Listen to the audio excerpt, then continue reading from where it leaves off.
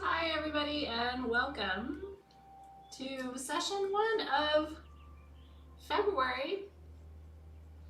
We are here already.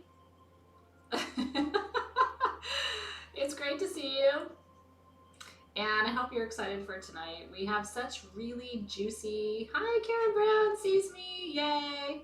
And Ursula sees me, okay, I'm officially real. Rena always has my hola guapa, thank you. Some days I feel guapa, some days I don't. SES. Thanks, you guys. I appreciate you guys so much. You made me feel really good today. I do have a little pep in my step. I don't really know why, but I'm happy about it. So thank you for being here. Today's going to be really fun. Today's going to have a little bit of a flavor of almost a coaching session because we're talking about Saturn today. And Saturn is all about unhooking you from your bullshit. You know what I mean? Saturn, for better or worse, is like, oh, that's dysfunctional. Let's not do that anymore. So, you know, I don't want you to feel called out. We're all going to feel a little called out today on some of the things that we've been doing. It's going to be super fun.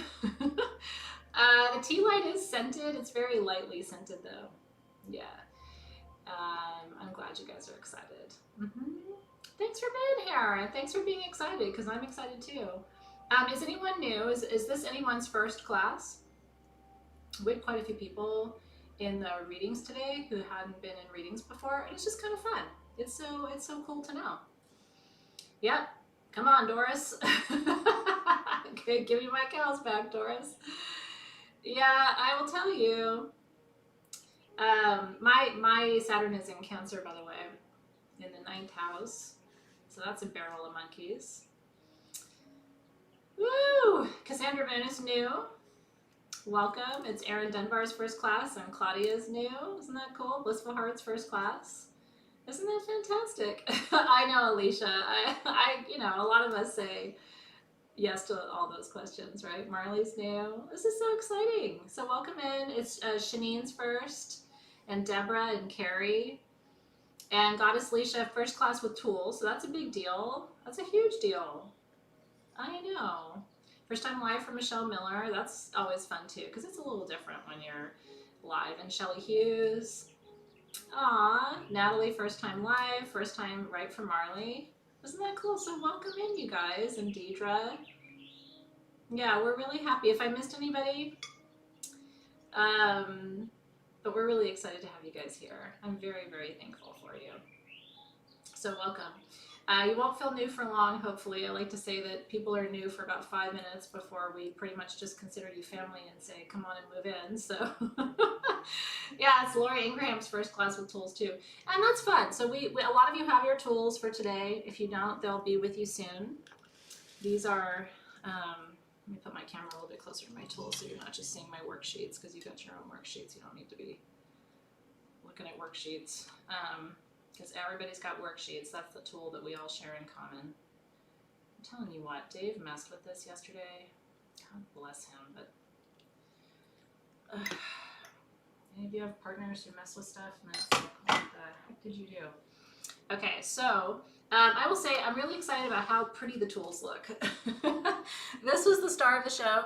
What's really funny, that's not a bong. I know a lot of you were like, oh, look, it's my soul-shaped bomb, or, you know, bong, but it's not a bong.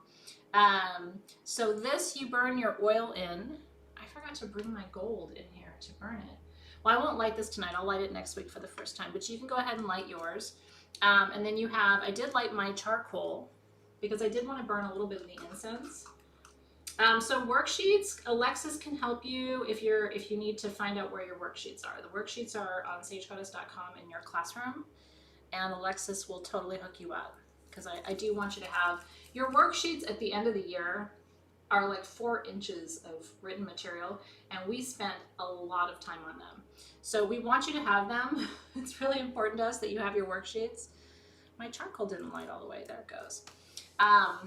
And then you have your self-incense this month. And you have your Alchemize. Your smoky quartz Alchemy. Isn't that beautiful? We had those custom made. I had my choice to do them with the gold handle or without the gold handle, and I chose the gold handle because it's just so different. Yeah, if you didn't get your gold perfume yet, it's coming. Wait, where's my gold perfume? I don't see it. Oh my god, it's there. You're right. Oh my god, I have it. Yay! You guys have better eyes than I do. It was behind my incense burner, which is why I didn't see it. Okay, good. I get to diffuse it. So what you do, I mean, you probably know this. I'm not trying to, you know, be your mom here, but, you know, in case you've never used one of these before. Isn't it a cool one?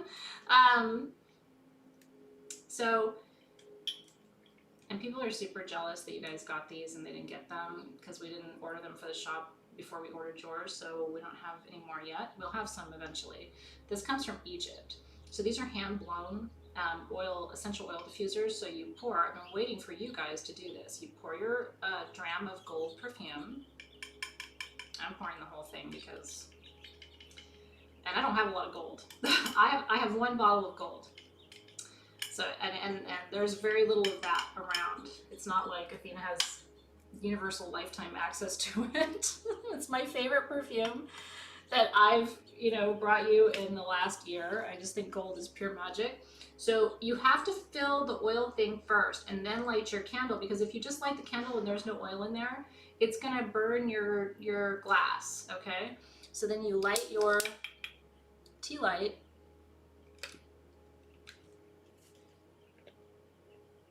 There you go. And that's what it should look like. Oh, you need me back. So do you see it? So that is gonna warm up and that's gonna heat the oil, and then it's gonna diffuse the scent of the oil into the space. And my birds are back. And I can't tell you how happy it makes me. It might drive you nuts, but I don't like winter. I'll just be very honest with you. I'm a double fire sign. I'm born in August. Winter is my least favorite season. Fortunately, it's been 80 degrees every day here, so it hasn't really felt like winter, and I know a lot of you are under ice, so I should not complain.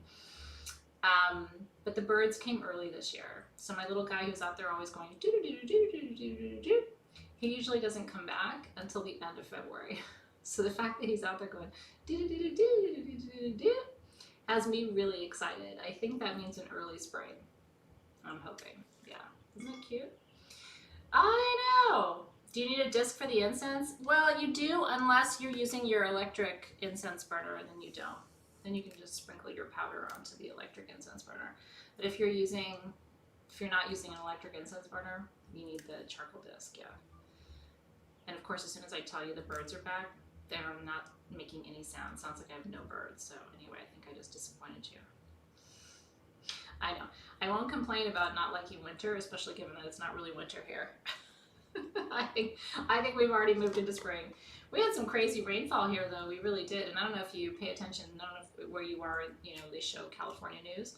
But the rain was so bad here last month that a whole chunk of one of our main thoroughfares, the Pacific Coast Highway, a whole chunk of it like moved, like just broke and fell into the earth. I mean, a huge chunk of Highway 1, which is like our main, it goes all the way from, you know, Northern California all the way to the border. And so it was just like, well, you know, we do get severe weather here. It's just not snow. So you have frogs. God bless you. One of my best friends in the world is a soul sister of yours in this group, and she lives in Indiana. And when I was in Indiana with her, her frogs were jumping all over, and I was just like, it freaks me out just a little bit. Frogs are hard for me. I want to love them, and I love them until they jump anywhere near me, and then I'm all over it. Isn't that crazy? I know. So anyway, all to say, wherever you are, I hope you're doing well, and I'm loving that my birds are back too. Okay, so I'm going to ring my bell.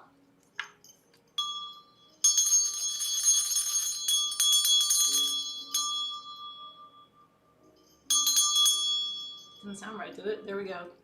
Session 1. And you're more than welcome to work with your depth elixir too, if you have it. There, now you have it. I blew it at you. Depth and smoke work really well together. Depth reminds me, I have this scent association with depth this month, so you may, I don't know how you feel about it, because each of the perfumes this year is really tied to the alchemy. But I have a perfume that I bought when I was in Australia, which was back in like 2010, 2000, yeah, 2010, 2011 was when I was in Australia. And one night our training finished early, so I went over to the outdoor mall and I was in the department stores. And in perfume in Australia is different. They have brands that they don't sell in the US, so I just had a field day shopping for perfume. But there was a perfume I bought. I hardly have any of it left. I only could afford to get like the tiniest little bottle of it, and I can't remember the brand of it. I'll remember it though. It's like something shoots the moon, or sun shoots the moon. Anyway, there's hardly any of it left, and this smells just like it. And it tells a whole story of my life at that time. So I have this total fixation with our perfume this month because it smells just like something I bought, and it was so expensive that I could only buy a little tiny bottle, and it totally reminds me of that whole time in my life. So if you love it, maybe there's something in that. I wanted to buy a bigger bottle at the time and I couldn't. So yeah, I hope you're enjoying it too. Yeah, if you're having any tech issues or anything like that, Alexis is here live with me and she'll be able to help you, because I try to focus on the teaching.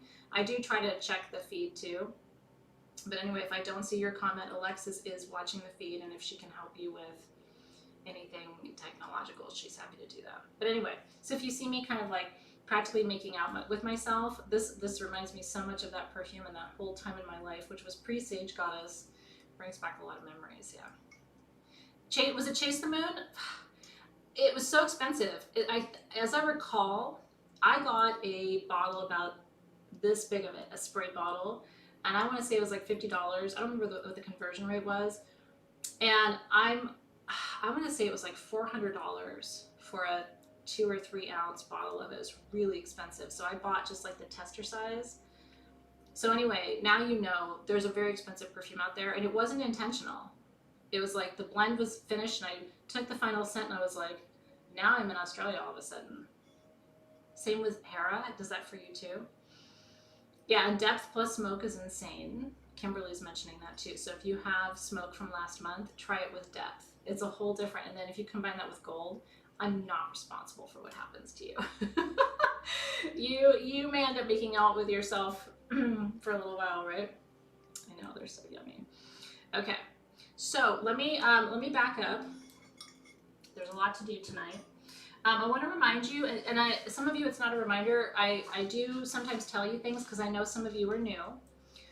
If you're new, every new moon and every full moon, my team makes these worksheets as a gift for you. And what I would really love for you to do, obviously, I'm not telling you what to do, you can do whatever you want to do.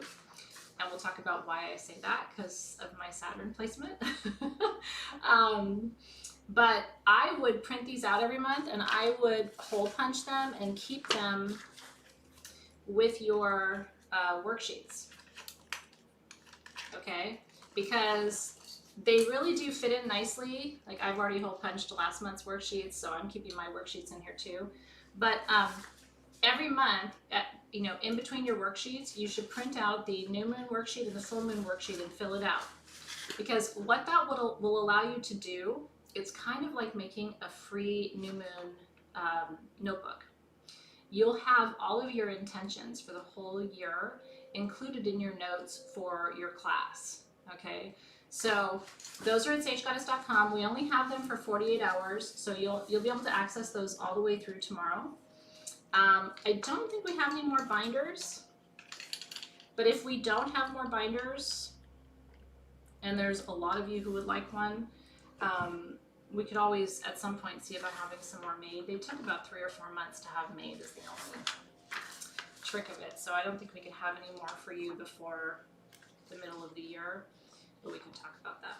Yeah, so just add these into your notebook. It tells you what sign the moon is new in, it tells you the herbs, oils, etc. It gives you some journaling questions. There's 2 pages, so lots to reflect on, and it kind of asks you to write about your intentions. So if you don't know about those, that's just something free that we do at every new moon and every full moon, so you can go and download those if you'd like them. Yeah, right? Yeah, and so if you don't have the leather binder, still make yourself a binder. Take the art, right? Take the Soul Shift art and get yourself one of those see-through binders on Amazon. I'm totally serious. And take the art from our Soul Shift logo. Oh, I think I have my canvas in the other room. Anyway, and then print that out and put that in the sleeve and make your own binder. I think it's worthwhile because if you print out every one of the worksheets you're going to have in Soul Shift alone, it should fill up a 4-inch binder by the end of December. Just the written material of this class. So it's, even if you don't have the class binder, I would still get, or even if you have the class binder, you may still need overflow. You may still need to get a regular 3-hole binder. Yeah, or sheet protectors, right? So new moon handouts, Linda, look right beneath your comment. Linda Hicks, if you look right beneath your comment, Alexis linked to the new moon worksheets. And they're, so just so you know when to look, it's 24 hours before every new moon and 24 hours before every full moon is when we put them on the website. And they're free for you to download. It's kind of cool, right? Yeah. Last year's was a 5-inch binder for Sylvie. So anyway, I'm just saying, get a notebook. I mean, if you're a geek like me, I'm such a geek. I mean, I like pens and pencils. I like sheet protectors. I like binders. I like paper clips. I mean, I really get excited about this stuff. If it's not your bag, that's totally okay. Maybe you don't even print out worksheets, but I'm kind of I like to print things out and write things and bookmark things and, you know, dog ear things and all of that. So whatever works for you. I also like to have a written record of things. I go back to it. Do you know what I found? And I'm not going to digress too much more, but do you know what I found this weekend? I meant to have it here to show you because it's actually pretty cool. My original notes from when I started the Magical Sabbatical a decade ago. It's all my planning notes. You know, it says the Magical Sabbatical and like what our first classes were about and my intention. And then it has the first worksheets I ever made for sabbatical 10 years ago. And I found this whole notebook. I was cleaning out a closet and I literally held it and I just cried. I was like, oh my God, I still have this. You know, because you know how I write everything out? I still have my notes from when I was 20, taking my, you know, Wiccan Priestess program. I still have all of those notes because I handwrite everything. But I found those notes. I know. Dave wants me to frame it and put it in the new building. I was like, that's kind of a cool thing. I totally thought it was lost because we've moved 3 times since then. So I just kind of thought, oh, I don't know, those were lost. And you know, our classes, I was looking at the notes and I'm like, there's no way you guys would be as, you know, it wouldn't be enough for you now. You know, it was kind of simple, but really sweet in a way too. Yeah, you can go back and buy recordings. I don't know how far back we have recordings. When I first started sabbatical, I had this thing called the Ars Magica. Does anybody remember that? Are any of you old enough to remember it? So, because you know I'm obsessed with Latin, so Ars Magica means the magical arts, and I had, so students could access, in sabbatical, you could access this like little secret thing that I had called Ars Magica, which had like separate videos and separate posts and separate. Anyway, it's endearing. I think about all that now, and it's like, oh, the Ars Magica. There was like a little secret vault of information. I know. I haven't even got into the Ars Magica, I don't know, 6 or 7 years. I mean, it's still probably good information. Do you? Karen does. Isn't that cute? So anyway, posterity's sake. Tonight we're talking about complex things. Complex things. I know. It's going to be pretty intense, I think. The intention, I think, for this month's work is really to help you unhook, you know, some of the places where you still have some dysfunction, some sort of latent dysfunction that you need to work through, that you need to struggle through, right? Journey baby was born, I know. Yeah, you know what? I might go into Ars Magica and see if there's anything good there and maybe pull some stuff out for you guys to take a peek at. Isn't that cute? So tonight's class is focusing on obstacles and gifts of your lineage. Obstacles and gifts of your lineage. And it's important to look at both, okay? I can look at my family and I can see, like my physical lineage, right? I can look at my family and I can see that the main gift I got from my family is truly my psychic and healing gifts. You know, on my dad's side, his mom, my dad's mom, Fotini, and her name is part of Angela Fos. By the way, what arrived today, the person who made our charm bracelets, it's actually a really sweet story. He made one for me, and he made it in solid gold. Sterling silver chain, but solid gold charms. It's a gift. So that arrived today. So I'm wearing that. Because my grandmother's name is woven into that. Her name was Fotini, which means light of God. And I channeled those symbols with her in ayahuasca.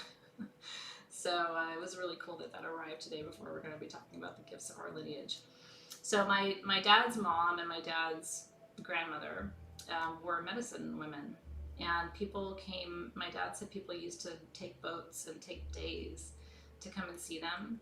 And he said, you know, your grandmother used to be in the kitchen, like heating up olive oil and putting rosemary and rose petals and thyme and all kinds of herbs and different tinctures that she made. And then she would apply those to people, and he had to be quiet because my dad was the youngest of 6 kids. So he had to be super, super quiet while his mom was doing her healing work. So on that side of the family, there's physical healing work, and then on my mom's side of the family, they're all mediums and channels and ministers, really powerful women of spirit. I love that. Ariana's name means gift of God. It sure does. Ariana is one of the most beautiful names there is. You're so, so blessed to have that name. So, you know, I have a lot of gifts, but I also inherited a lot of challenges. On my mom's side, the women have suffered. They've suffered physically, they've lost children, they've died early to diseases coming from addictions. There's a lot of pain on my mom's side, physical pain and emotional pain and spiritual pain. And then on my dad's side, my grandmother stopped talking after the war. She just like stopped communicating, which is pretty common in Greece. Like when women lost husbands and lost their home and lost everything else, they just got very quiet. And so when I'm extremely stressed, I get very quiet. And Dave will tell you, it drives him insane because he's an external processor and I'm an internal processor. When I'm upset, the only way you can tell is that I won't talk because I never stop talking, right? So, but I can't express it. Like even now, it's like I can't. There's something in me that like if it's really bad, I can't until I've really resolved it inside. I can't. You know what I mean?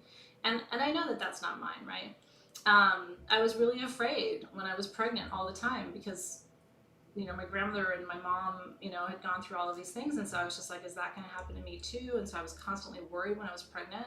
And you can look at these and say, oh, you know, that's not a big deal. But, you know, these are things that get passed down, and they get passed down energetically, they get passed down physically, they get passed down emotionally, right?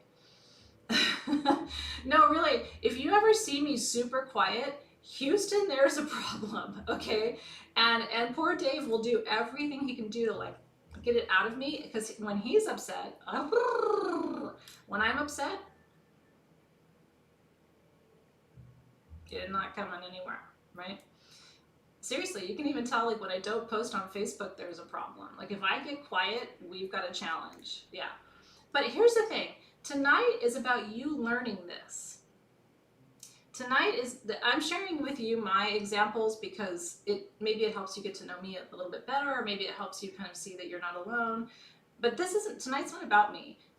I'm here to support you as you figure out what this is for you, right? What does it look like when you're avoiding stuff? I know what it looks like when I'm avoiding, right? What does it look like when you're avoiding? What does it look like when you're angry? What does it look like when you're afraid? And how would I know, right? And so a lot of us have to really get into this place. Are you the same way? Where we start to learn what our patterns are, because I'll tell you something, in a marriage, in a relationship, forget marriage, I mean, who cares if you're married? But in a long-term relationship, if you're gonna have one, it's so good for the partners to know. Like, if Dave didn't know, he would just be like, well, she's quiet, right? But instead he knows that we got a problem, right? She's not talking. And I know when Dave is like, just because he's a Virgo, he doesn't talk all that much, but like when he can't stop talking, I know there's a problem. And if he's up in the middle of the night, I know there's a problem. Like I just kind of, you learn each other's gauges. And so if I'm not self-aware, I can't teach him, and then he doesn't know how to partner me, and that can cause problems, right? If I don't know my patterns and you're my friend, and I can't tell you that, then you might just think I'm busy when I don't call you for 2 weeks. You know what I mean? And you might go, well, she's probably busy. And then I feel like I'm not cared about. Do you know what I mean? Like, tonight's about getting you underneath the hood a little bit, because here's what I'm going to tell you. And like, really look at me when I'm telling you this. The payoff at the end of this year, of this class, will happen only if you do this work now. Everything else this year after like June is like candy. You know what I mean? We're in the muck right now. And I'm sorry, and it sucks, and I know it's hard to like calcify and like burn shit down and like, you know, look at all the muck and yuck. But if you're going to get something great in life, there's usually an effort that you have to put in. If you're going to have the reward, you're going to have to do the work, in my experience. There's no silver bullet. There's no like, oh yeah, you just get all the candy without any of the sacrifice, right? Like, you gotta, please do this work now. Please dig in now, because after March, the seasons are changing, the work is changing, we're moving into a different phase of alchemy. And if you really want the payoff at the end of the year, the work begins here. I'm just telling you that because, you know, there is a little bit of a chronology here, right? There is a little bit of a process here. And it does have, I don't believe in A plus B plus C equals D, but there is a little bit of like, we are starting somewhere, right? And this is part of the process of really getting in there. And it is yucky, but so here's the other thing I'm going to tell you. And so if you're looking and going, I don't know if I want to do this right now, you know what I mean? Like, I don't know if I really want to get into the muck. The most important thing for you to know, everybody does this. Everybody does it. Nobody escapes this. It happens naturally over time. If you're in your 60s or 70s right now, this part of our work is not going to be as challenging for you as it is if you're in your 20s, 30s, 40s, or 50s, okay? And that's just the truth. It is the foundation, Lana. It's exactly correct, right? Well, we're talking about that tonight, Lori. I mean, part of how you burn it all down, when we're not really burning anything down, but part of how you burn through energetically is you start looking at what's actually under your hood. And understanding your Saturn placement tonight, which is the focus of our worksheets and our work together tonight, and understanding the gifts and challenges that you've inherited is part of how you burn it down. And it's part of how you stop avoiding your own BS. I mean, my happiness in my life, because I am really happy in my life right now, is the result of me not feeling like I needed to run or dramatically change things, and that I can actually accept my life on its own terms. That this is where I am, and this is what I'm doing, and this is who I'm doing it with, and this is why I'm doing it. Like, that is, for me, that's happiness.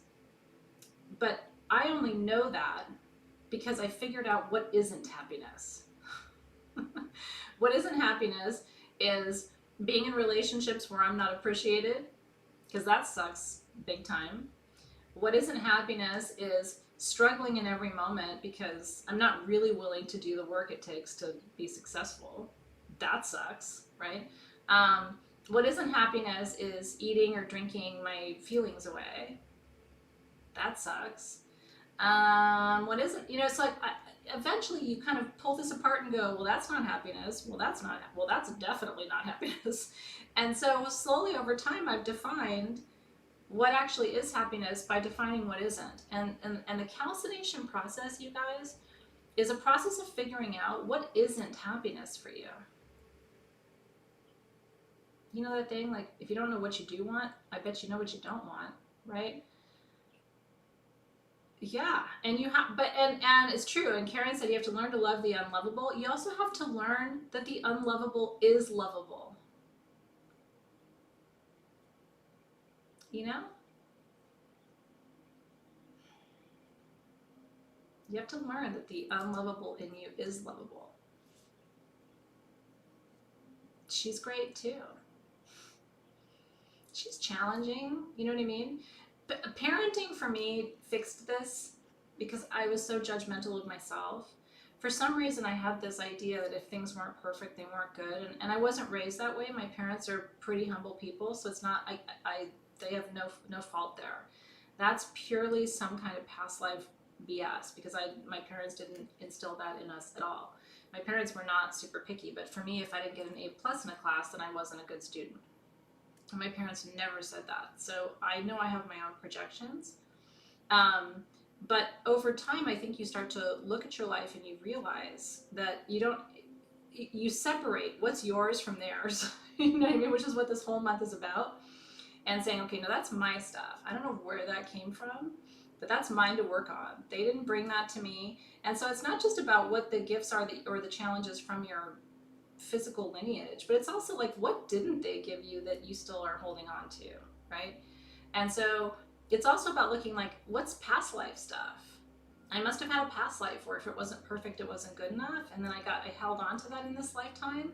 And so I can't look at my parents and blame them, right?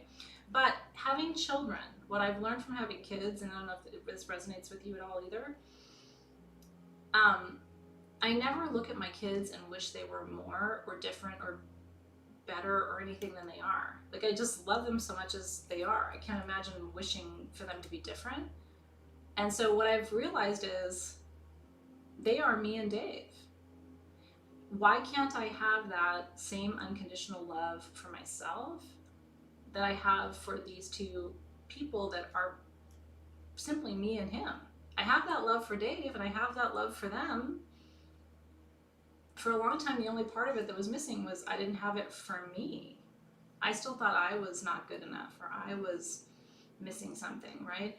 And so it's really, for me, it's finally been like, if I love them completely as they are, then I have to love me as I am. Because like, when I laugh at her little smirk, that's my smirk, right? But for me, when I smirk, I would judge it. Like, it's not fair to me, right? And if you don't have kids, what I'm going to tell you is just figure this out on your own. If you had kids, you would look at them and say, you're worthy of love just as you are. And then you wouldn't turn around and look in the mirror and judge yourself for the same thing. And if you looked at the questions in your worksheets, they get at this. So we're going to get there in just a second. You have to look at your parents differently. It's really hard to look at your parents differently until you start. Until you start to have compassion for them. You know what I mean? And that's a process of its own. But that's part of the calcination. So how will you know if you're done with calcination? You'll know you're done with calcination when you really aren't judging people anymore. People who've gone through a calcination process, a spiritual calcination process, can't imagine, honestly, looking at anybody else and judging them. Because they would go, well, but I've done that, or worse than that, or different than that. Like, people who've gone through calcination can't fathom it. So if you get to a place where you really don't feel like you can judge people anymore, like on anything, where you're just like, you know what, I don't know what she was going through, I don't know what he was going through, I haven't walked a mile in their shoes. That's how you know you're through calcination. And if you're not there yet, it's okay. I have days, right? Walking away from judging totally counts, Belinda. And that's right, it's compassion, Stephanie Lynn. It's compassion. You know, I can totally judge you for something, right? But then have I done nothing? Have I made no mistakes? Have I not projected or whatever it is I'm judging you for? Like, I totally have. Then you go, you know what, I'm gonna hold off from judging for now. Just for a minute. Right? Who cares? I mean, honestly, at the end of the day, who cares? You just need to detach from really caring that much about some of the things that you care about right now. Yeah. It's a choice. The question you have to constantly ask yourself is that worth my energy? Anytime you get involved in anything energetically, it costs energy. It takes energy. So then you constantly have to ask yourself, is this worth my energy? Is it worth it? If the answer is yes, then great. Go do it. Fight with the person, you know, help the person, you know. But ask yourself first, is this worth the energy? Does this justify the cost, as they say in Spanish, right? Vale la pena. Right? Seriously. I love that example from Oria. You know, she was working with somebody who was supposed to do something before their call, and she was trying not to judge it. It's like, yeah, but do you know what happened that meant that she couldn't do it before? Like, it's the perspective shift, right? I'm going to keep saying that phrase because that's the work of calcination. My whole goal with you in these 60 days from Jan 1 to February 28th is a perspective shift. How will you know you're on track in this class? If there's even a minor perspective shift, you're exactly where you need to be, where you go, oh, maybe that's what I need to work on, right? I mean, sometimes people want to pull me into disagreements, and I literally stop and ask myself, does it value the pain, right? Is it worth the sacrifice? What's the return on that investment? Am I going to learn something? That could be worth it, right? But if I'm just there to perpetuate something or facilitate somebody else's dysfunction, that's not worthwhile, right? Okay. So page 1 just walks you through the why of what we're doing with calcination, gifts, and challenges. It's really important to read this because this is the core of what I believe, right? You have different identities, different masks that you wear is the way a psychoanalyst would think about it, right? Your mask. But none of those masks are who you are truly at your core, right? Some of them might get really close. The mask I wear as your teacher of this class is not that far from the core of who I am. But I'm not teaching in every moment. You know what I mean? Like, this isn't the only mask that I wear. This isn't the mask that I'm wearing when I'm talking to my kids, right? I'm talking to you as peers, as I'm talking to you as students, I'm talking to you as healers, right? Like, so the conversation we're having is a little bit of a mask in the sense that, like, contextually it's different, right? So I'm not a different person. If you came here at 7:30 tonight and had dinner with me, you would be like, who's this person? I'm the same person, but I have these different sort of layers to who I am, right? But none of those layers in and of itself is the core of who you are. One of the big challenges people face is they spend a lot of their life preparing for some of those masks. Like, oh, I've gone to school for 8 years to be a doctor, and now that's who I am. Or, oh, I married Joseph, I'm Joseph's wife, that's who I am. Or now I have these 2 kids, so I'm, you know, Joe Bob and Jenna's mom or whatever, right? That's who I am. And then we start to go, you know what I mean? Like, then we start to go, okay, well, that's who I am, and that's how I know myself. So if someone says, well, who are you if you're not their mom or his wife or, you know, their husband or, you know, her brother, then you start to get really nervous, right? Like, oh, I don't know who I am if I'm not those things. So what I want to tell you is it's very important for you, right, to maintain your core, the core essence, as we call it, right, of who you are, that is not connected to you as a parent, you as an employee, you as a student, you as a person, whatever certificates on your wall, you as a child, right? There needs to be a part of you that isn't connected to any of that. So if I'm not Dave's wife, if I'm not those people's mom, if I'm not, Nick Barakas's daughter, if I'm not, there's still an essence to me, and I can identify it, and it's not attached to any of those things, right? You have to have your own identity. If you haven't established that yet, this can be a very liberating part of your calcination process, but it's a core part of it. And I will tell you what I've seen of people who really struggle energetically, especially in the later years of their life, 40, 50, 60, is people, especially like between 55 and 65 when they're having their second Saturn return, is people who didn't develop a sense of identity outside of their family.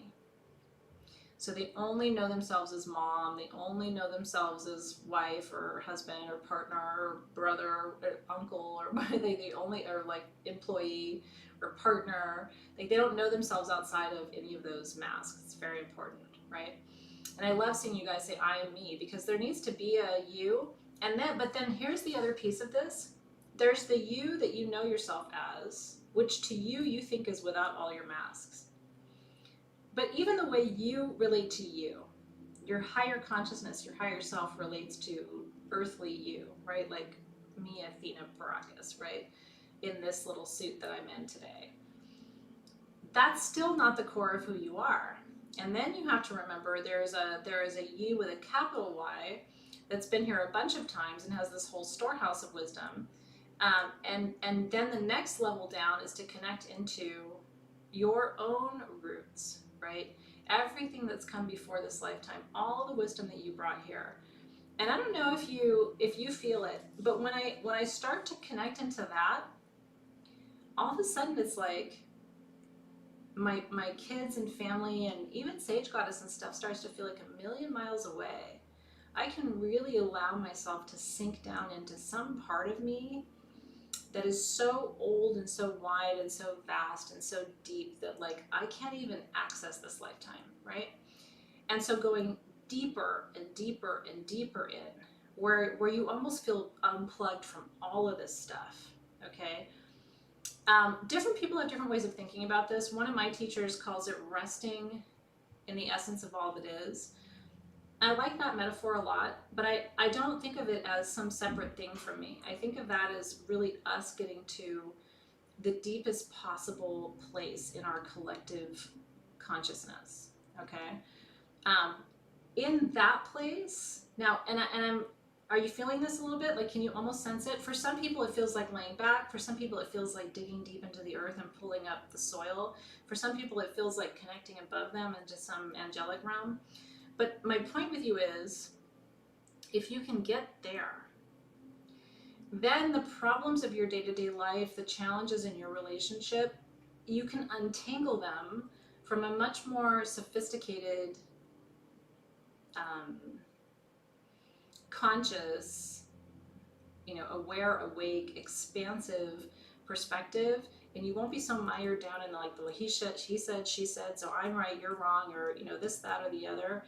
And so the more you kind of plug into that, the core essence, and the core essence, I love it, as Cindy's saying, the core essence of my being is embodying love. The core essence of who you are, the way down deep one, it can't even bring the ideas of dissonance or disconnection or anger. Like, they can't even find that. The core of you can't even find those emotions because it's just irrelevant.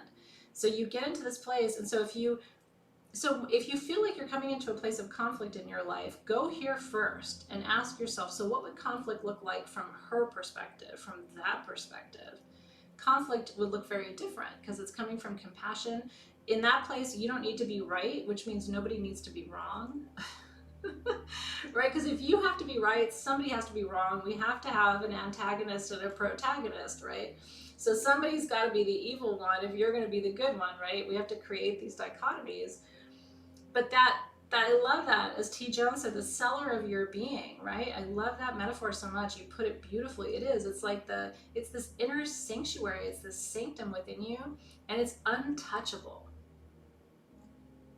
But it only gets there. It only has that power for you once you've accessed it.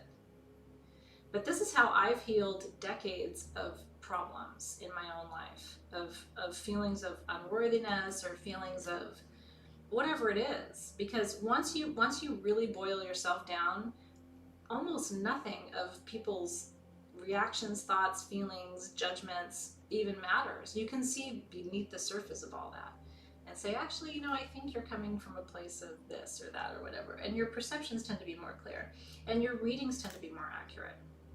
Because again, you're plugging into something that's even beyond your own waking awareness, right? The root of who you are. And so what you did in imagining this with me is a form of a root chakra meditation. That's what we did just now.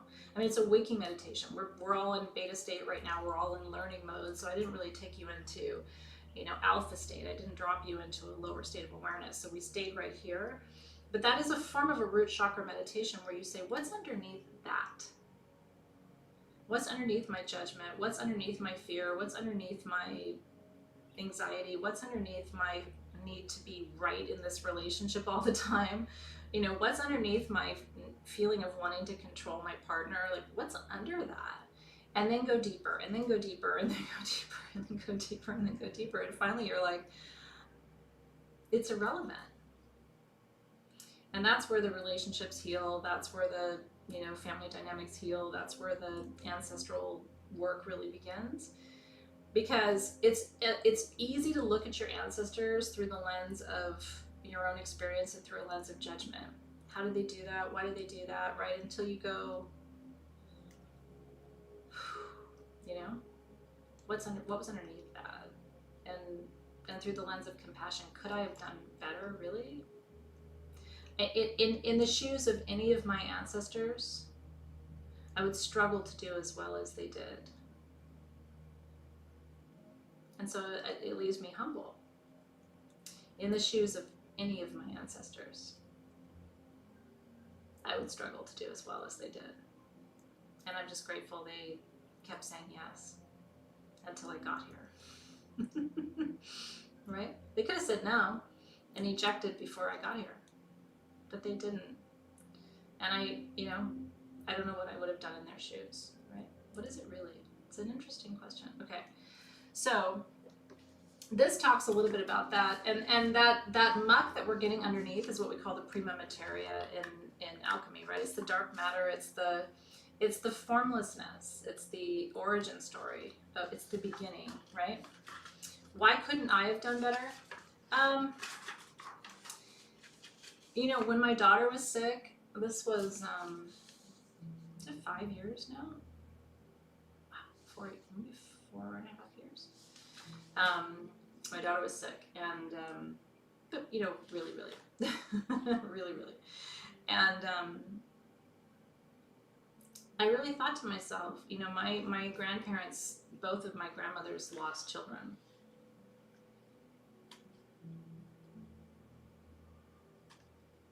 And I was struggling just to have one that was really sick, you know what I mean? And I thought, they held it together under much more intense circumstances than I was asked to survive, you know? And so when I was really falling apart, I asked myself multiple times, how did they do it? And it keeps me from ever judging them, because I just think, if I lost my whole village, if I lost my home, you know what I mean? Like imagine if my entire city was just gone. Like, I don't know if I could do as well as they did. I don't know if I could pick up my family and just move somewhere and start all over again. and just keep the bus going. But they did, you know what I mean? And this was 2 generations ago. So I don't know if that makes sense to you. I mean, and you know, you may think for your ancestors that you could have done much better, right? I mean, and maybe you could have. I mean, I'm not judging you or your ancestors at all. But for me personally, I barely held on to my hat. And I was not asked to do as much as they were asked to do. So I just felt this sense of reverence to them. Yeah. Right? It's true. As Colin is saying, mothers traditionally lost multiple of their children. So, yeah, I don't know. Maybe I could have done better, but I really doubt it. And I'm a strong person, right? They were very strong.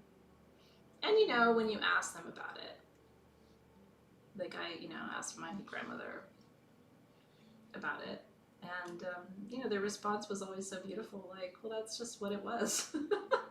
You know, my grandmother in her own way was just like, oh honey, you know, I mean, that's what it was. That's where we were. You know, when you're in it, you don't go, oh, you know, you just keep trudging, right? So they're warriors, you know. Mm-hmm. Yeah. So I see you guys. We've been through a lot, but it, you know, I think there's real beauty in acknowledging, and also acknowledging, like, even in our hardest moments, that we're still blessed, you know. Yeah, I know, right? Woo. It's powerful stuff, you guys. But the moment that you really start to realize what they've been through, what you've been through, is the moment you stop judging everybody else, because then you realize, holy smokes, when I see somebody and I don't know them very well, I probably know 10% of their reality, right? So how could I ever judge them? I mean, I don't know the other 90% that they've been through. Yeah, it's incredible, isn't it? Mm-hmm. In every moment. Yeah, I see you. But you know what the really important news is tonight, out of all of this that we're talking about, is you're right on time. You're right on time. I mean, the healing that we're doing now is about moving forward in a different way and embodying something else, embodying an awareness, a compassion, a respect, a reverence, you know what I mean? And it's never too late to start that. And one of the things I've noticed, and I'm not perfect, I mean, I fall apart and make mistakes and everything else, but I am trying to embody this. And what I've noticed is other people rise to the occasion too. Even in my own family, when somebody will be judgmental about another family member, I try to be the one that says, but can you imagine what they were feeling? Or can you imagine what they were going through? You know, have you thought about that? And it asking these questions and holding space for it, like, invites everybody to rise to a different occasion. And it's like, yeah, you know what? Come to think of it, like, that would have been really hard, right? It's just like, you know, the thing, can you imagine? Like, yeah. Yeah. So be the change. And know that you're going to still mess up and screw up and judge and not be perfect all the time, because you're human, and, you know, it's just it's the challenge that we face. But little by little, you raise a different frequency, and then you'll find that everybody has to either rise to the occasion or vibe out. You know, they do. It sets a really cool example over time. Okay, so so let's talk about Saturn. Saturn is the planet that governs this whole phase of alchemy that we're in right now, called calcination. Each one of the 7 phases of alchemy, and calcination is the first. Calcination, remember, goes back to the Latin word for bones, right? Calcium, calcination, it's all the same root word, which means to burn something down until all that's left is bone. It actually comes from, the origin of it, of course, is the funerary pyre, that you would burn a body after death and reduce it to bones, which was the, you know, the most basic core fundamental material that our bodies decompose to through fire, right? So that's where the idea of calcination came from. And so Saturn really governs this whole phase of calcination. And what's interesting to me is it's the hardest phase of alchemy, okay? And Saturn's the toughest planet. So Saturn returns to the exact place it was when you were born, when you are roughly 29 years old, and then roughly 29 years later, and then roughly, if you live long enough, 29 years after that.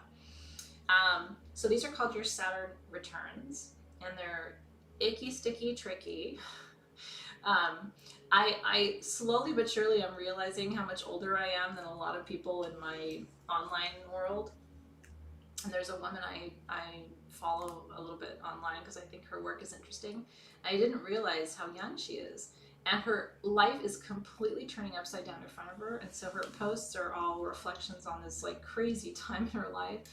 And so finally she posted a week or 2 ago that somebody had shared with her that it's her Saturn return. and then it all started to make sense for her because she's 27, I think, or 28, so she's on the shadow edge of her Saturn return. My Saturn return was an absolute shit show. I mean, it was great. Like, I married Dave, but I also was like, you know, life was completely topsy-turvy. People get married, they get divorced, they run away, they find themselves, they lose themselves, they make bad life choices, right? So the Saturn return, Saturn, you have to remember, it takes a long time to transit the signs, 2 to 3 years, right? So Saturn doesn't return to exactly where it was when you were born for roughly 30 years, 28 to 32 years.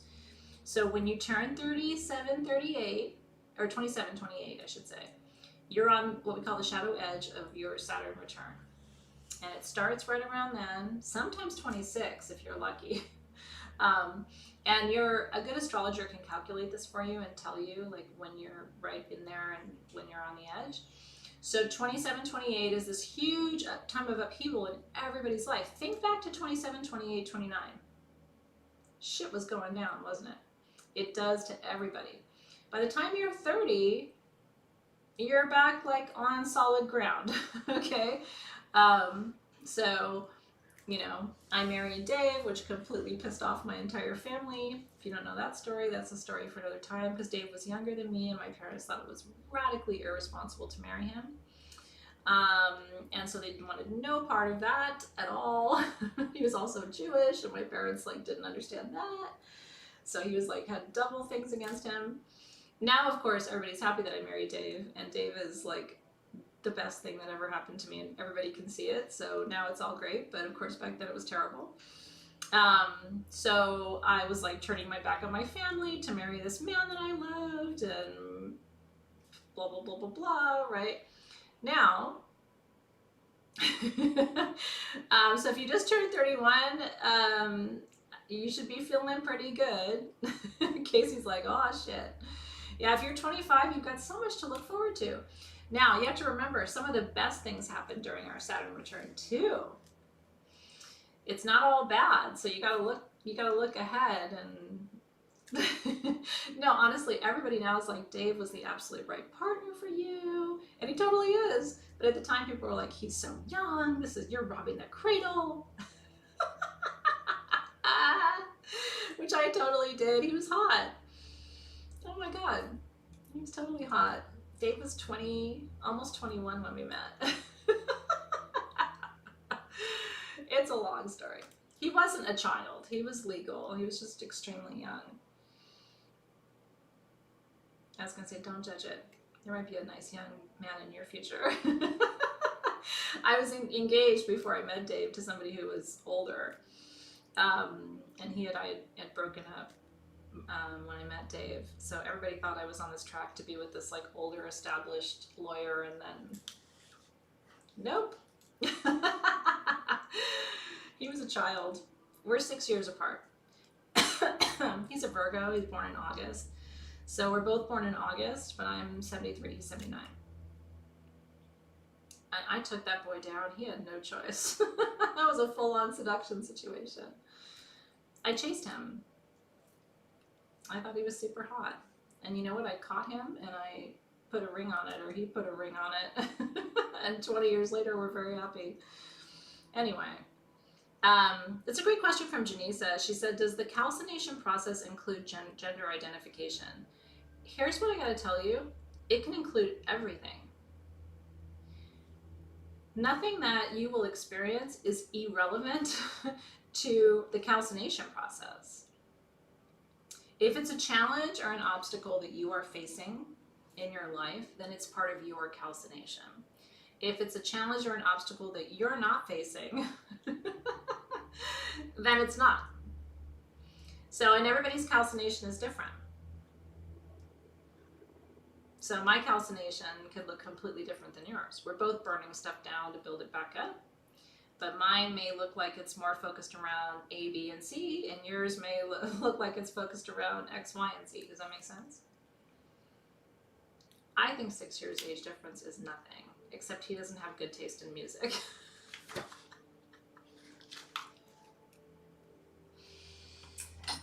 That's sound like a judgment to you? Except it's totally true. If you don't know who Devo is,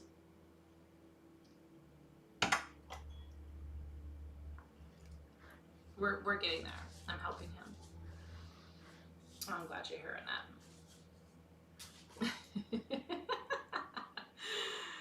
Oh, I know. Oh, you can totally find a life partner during a pandemic. You gotta get creative, but you can do it. Okay. So you need to find out your Saturn, what sign and what house it's in. Mine is in Cancer in the 9th house, as I shared. So that tells you about Cancer's specific influence in your chart. Now, what matters is the house and the sign, right? Planets are in houses and they're also in signs. And the houses have specific meanings. I know. He knew nothing of 80s music, which was devastating because I think I was just nothing but 80s music. So I was just like, if a problem comes along, you must... No? Okay. Don't stop believing? No? Okay.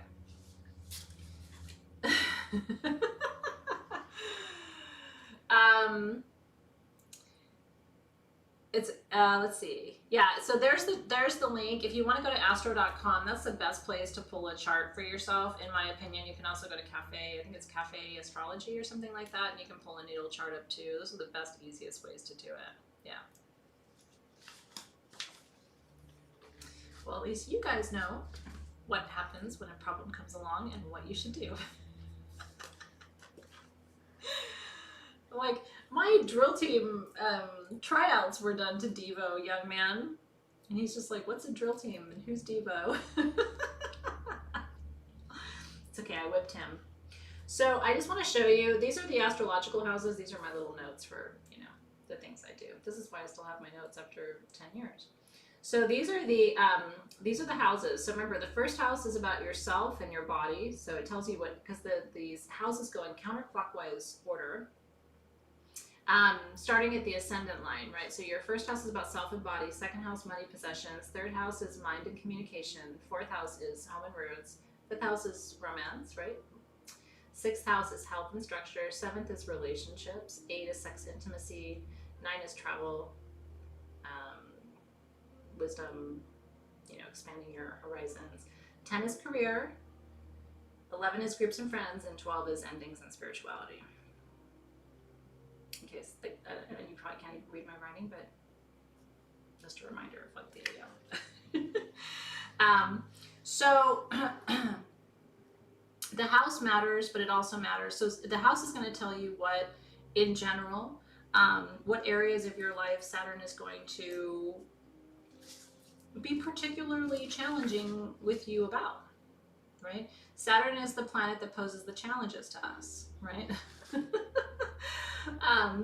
And so where is it going to pose your challenges? So in the first house, right, in Aries, and then we give you an affirmation for each one. So if Saturn's in your first house, how many Saturn first house folks do we have? Yeah, 12th house is endings, conclusions, and cycles, and also spirituality. It can be a little bit about escapism, fantasies. I kind of oversimplified it. There's a lot that goes on in the houses too. You're scared now? Okay. So Saturn in the first house can experience, so this is about how you experience boundaries, right? Limits, obstacles, challenges. And so this is about acting on desires, acting spontaneously. So your affirmation is, I'm strong, courageous, and self-directed. I take responsibility for how I use my energy. And I commit to manifesting the freedom to do it my way. Remember, because that first house is all about you. So if you have Saturn in the first house, this is going to be really focused on you in particular. And also, so if you have Saturn in the first house in Aries, then it's like a double click on that. Okay? Does that make sense? Because Aries is also Aries is the first sign of the zodiac, very self-initiating, self-aware, self-directed, right? Nobody has to tell Aries to do anything usually. Aries will go and do the thing without being pushed or prodded or anything like that. Yeah. Some houses are empty. In my chart, really the 8th and 9th houses are kind of empty. Mostly the 8th house, which is sex and intimacy and death. So, yeah. So how do you know what house it's in? You're going to want to look at your natal chart, look at the Saturn symbol, and then you're going to look for the house that your Saturn symbol is in. Yeah, the body, the self, the physicality is all that first house. Okay.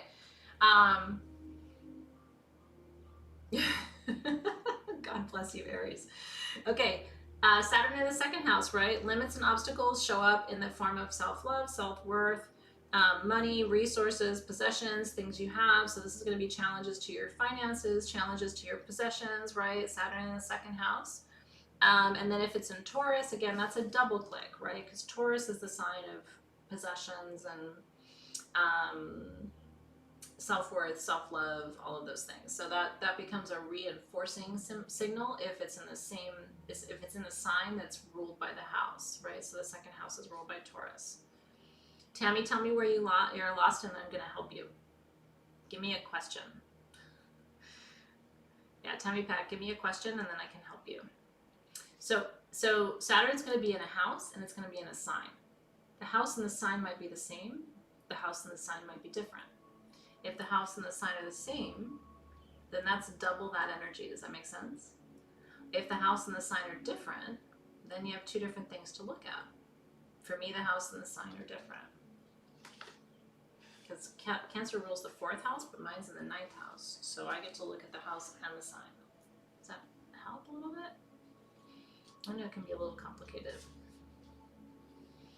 Okay. Cancer or Saturn in the 3rd house. And so there's your affirmation, right? I'm abundant, I'm beautiful, I'm lovable just as I am, right? Appearances, possessions, all of those. 2nd house. 3rd house, Saturn in the 3rd house, I can experience limits, obstacles, and insecurities when it comes to learning and communication because that whole 3rd house is very mercurial. It's all about communication, thinking, right? Yeah, we're just talking about Saturn tonight.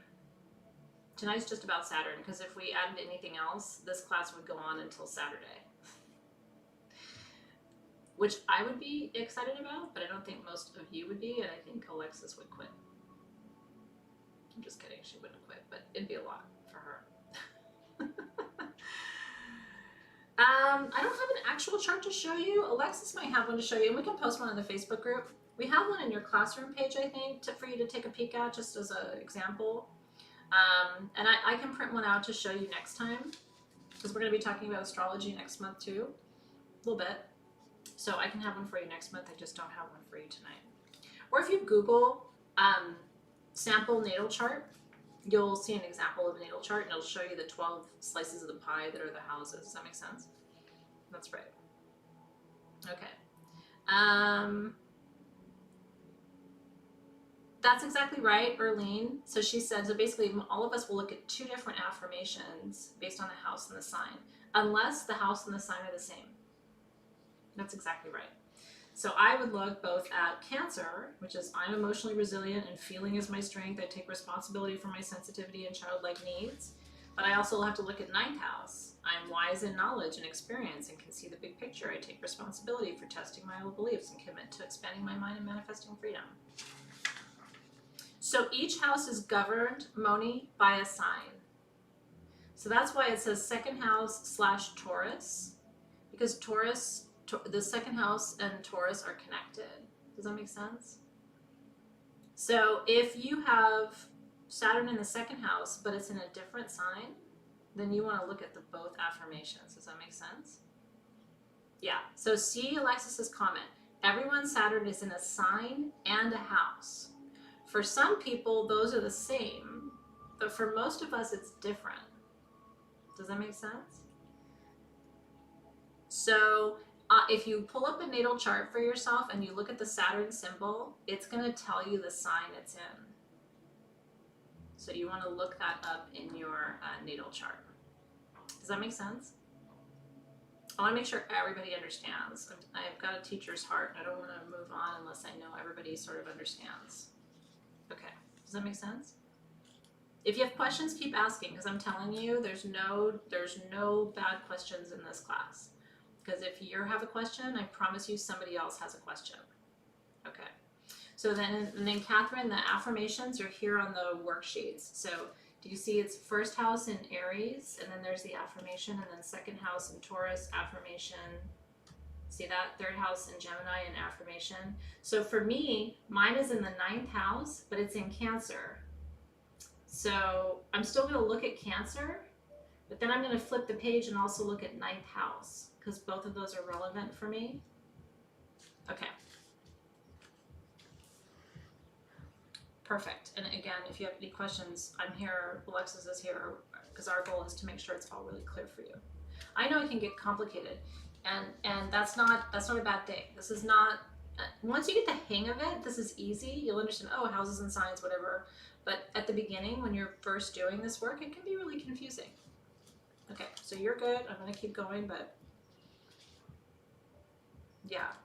You know, you could, Siren of the Void, she's asking, can I still be feeling my Saturn return if I'm 35? The long tail of it, potentially. Although remember, we're in a global pandemic. It's like our planet's Saturn return. So, I don't know, you know what I mean? Like 6 of one, half dozen of the other.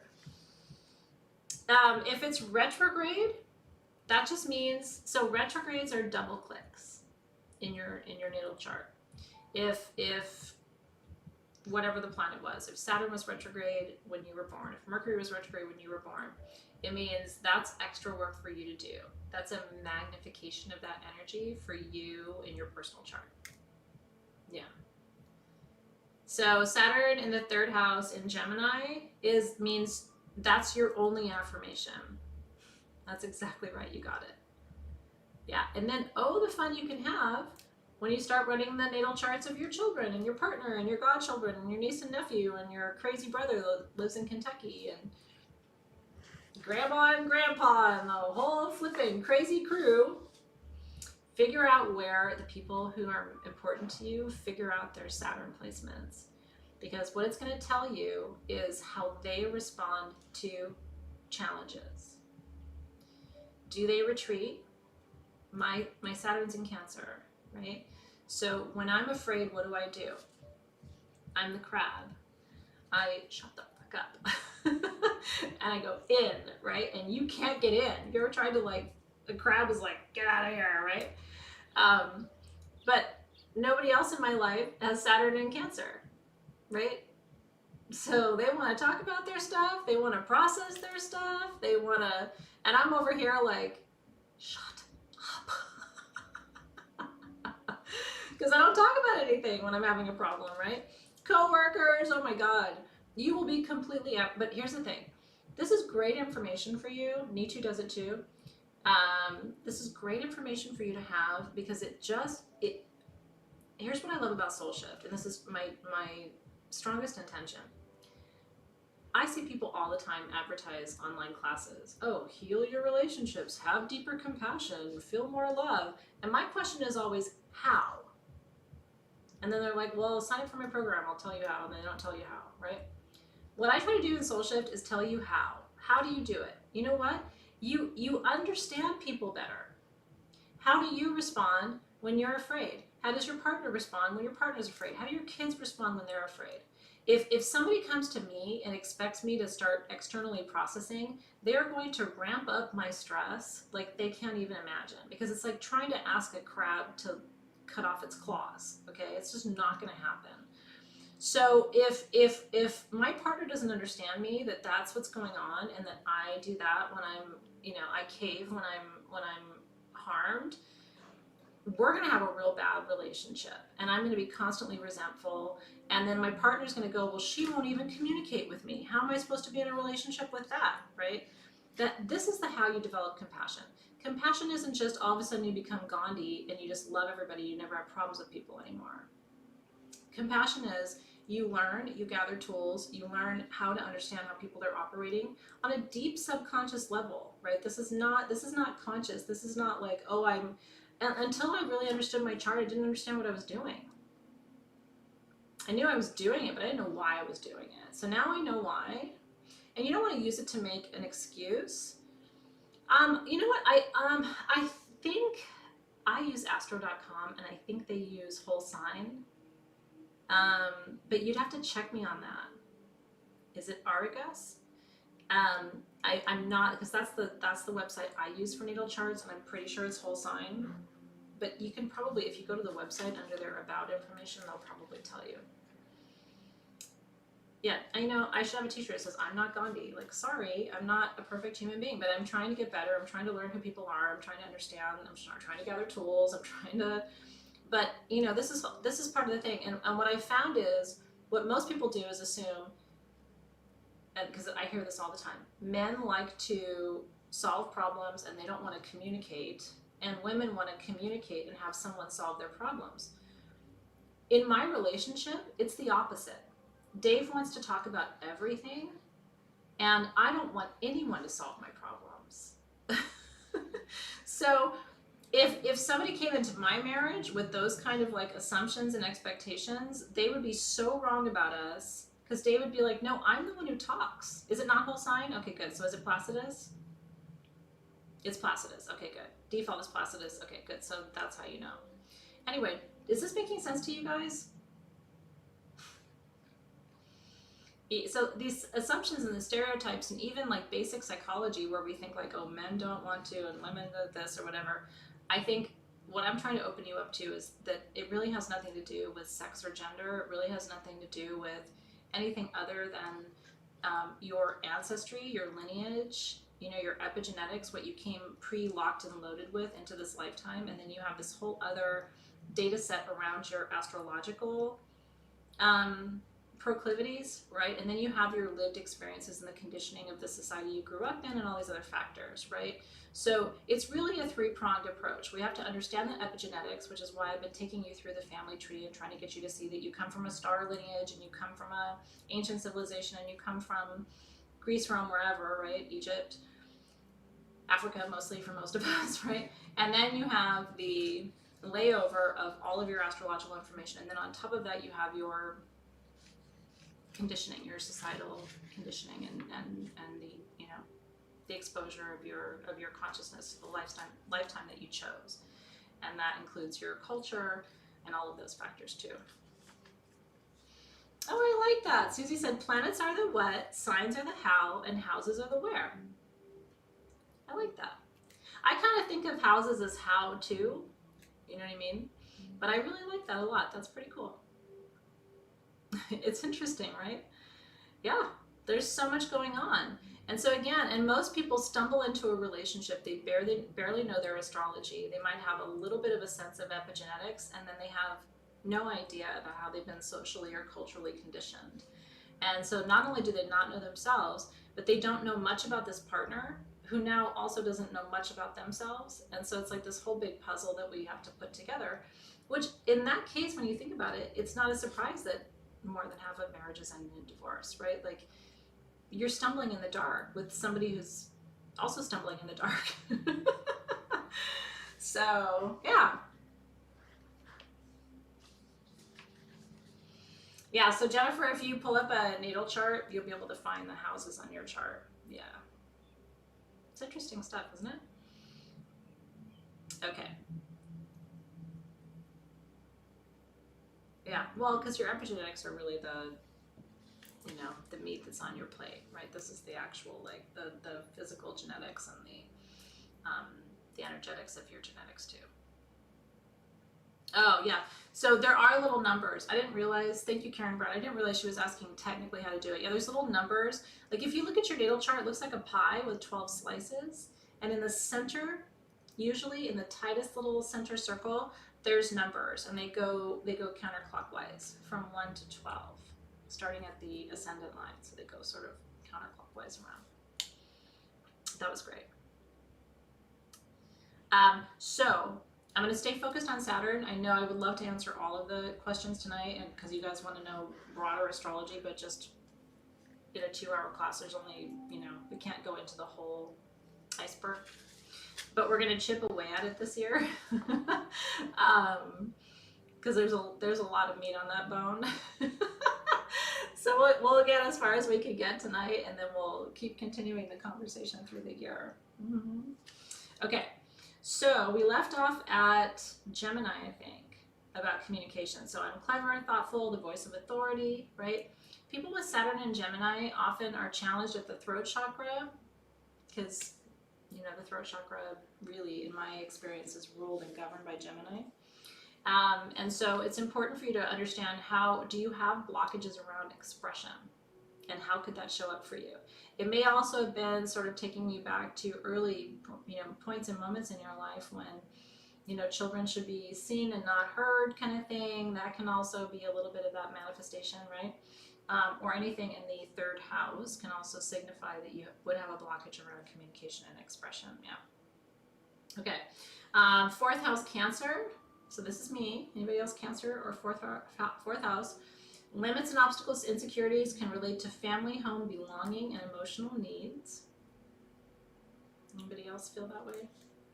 I always felt growing up that I belonged somewhere other than I was.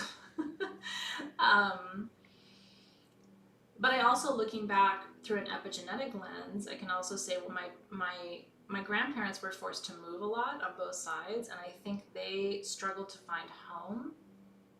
And we moved quite a bit. We moved when I was 6, and then we moved again when I was 13. And so I think kind of I struggled with what home was. Did you guys struggle with home? So there's a little bit of a home challenge there. So there's also a challenge there around inner child, like the inner child's needs being met. I think I've told you before that I came out of the womb feeling old and never really wanted to be a kid. Like I felt like I didn't know how to be a kid. I used to watch other kids and think, oh, that's how they play, I'll do that. Like, I'll go ride the horse or whatever. But like, it wasn't because I wanted to, it was because I was trying to fit in. So there, I'm emotionally resilient, feelings are my strength, I take responsibility for my sensitivity and my childlike needs, and I commit to manifesting emotional stability. A lot of moving, a lot of feeling old before your time. And now I'm like, now I wish I could be a kid. I think that's why I have a lot of stuffed animals on my bed and stuff, because I didn't really have all that. I didn't want it. I thought it was kind of weird. Saturn, 5th house, Leo, experiences limits, obstacles, and insecurities around creativity, power, performance, feeling seen.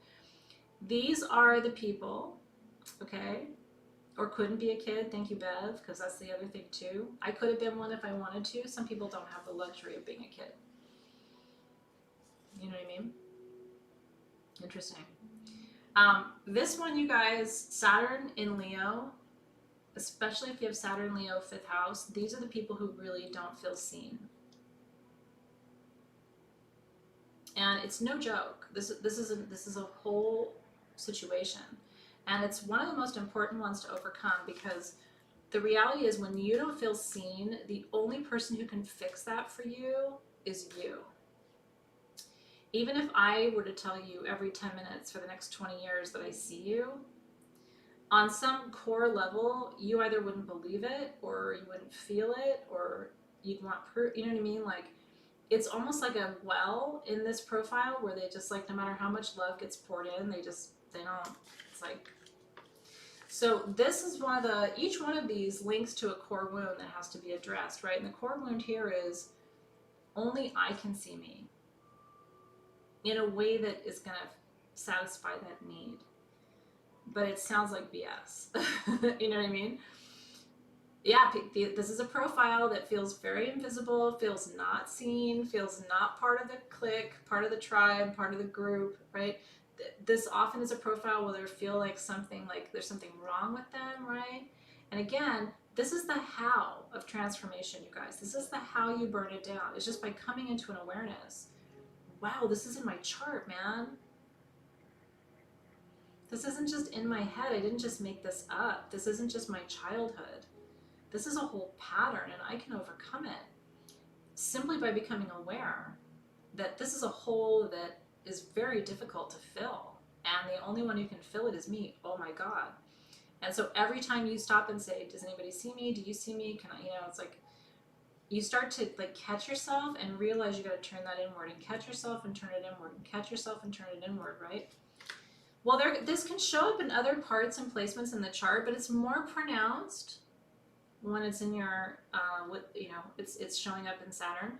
Remember that this house, the 5th house, is a lot about this. It's a lot about, it gets into other things too. It gets into how you show up in love. So that's why this is so important, because if you don't feel seen and you partner with someone, your expectation is going to be that they see you.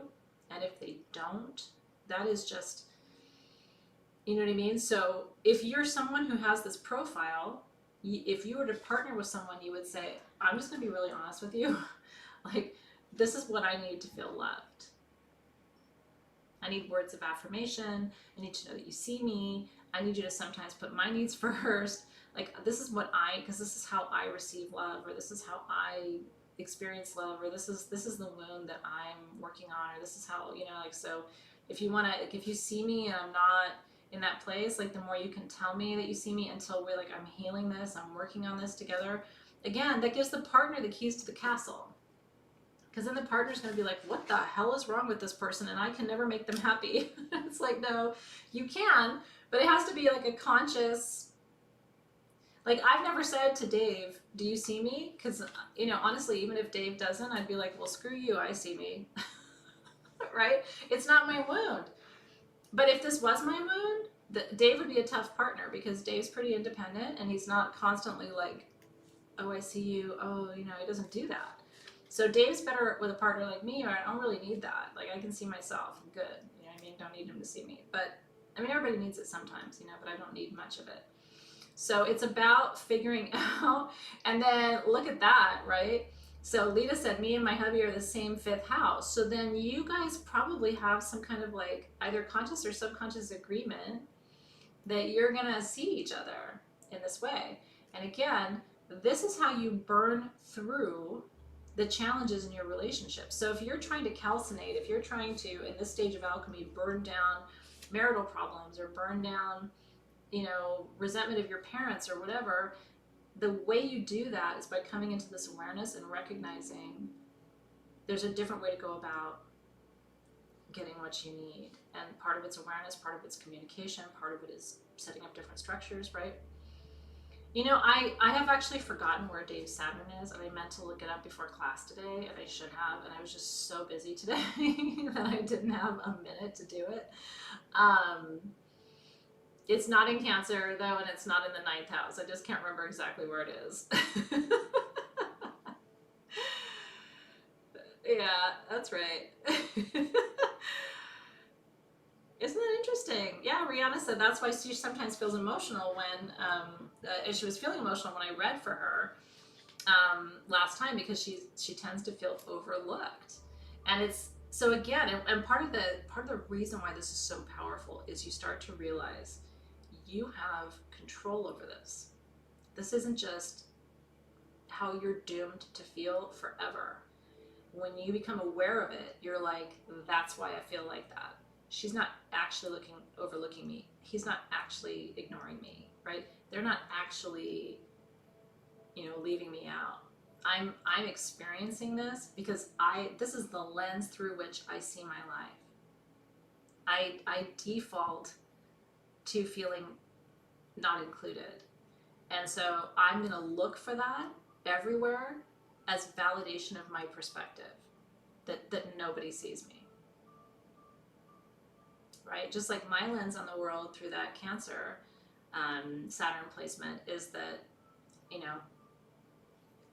I'm too sensitive, my needs don't matter, all of those things. I'm too much, I'm too needy, right? But I'm not too needy.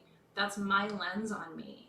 And so if I can shift that perspective of myself, then all of a sudden my expectations of everybody else shifts too, and my relationships become more productive and less dysfunctional.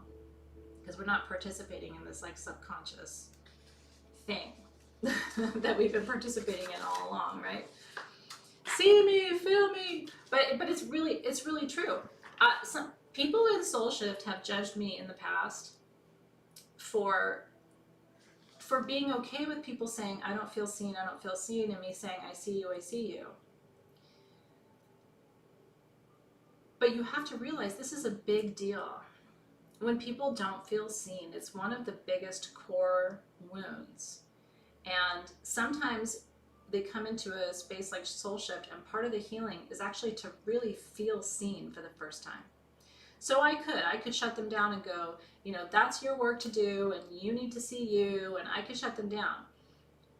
But what I've found is it's much more effective over time to actually give a little bit of that to people so they can start to feel what it feels like to know, like, no, I am being seen. This is what it feels like to be seen. And then I come in with the teaching, right, which is like, and this is why you have that. So let's look at that. And again, there's other placements.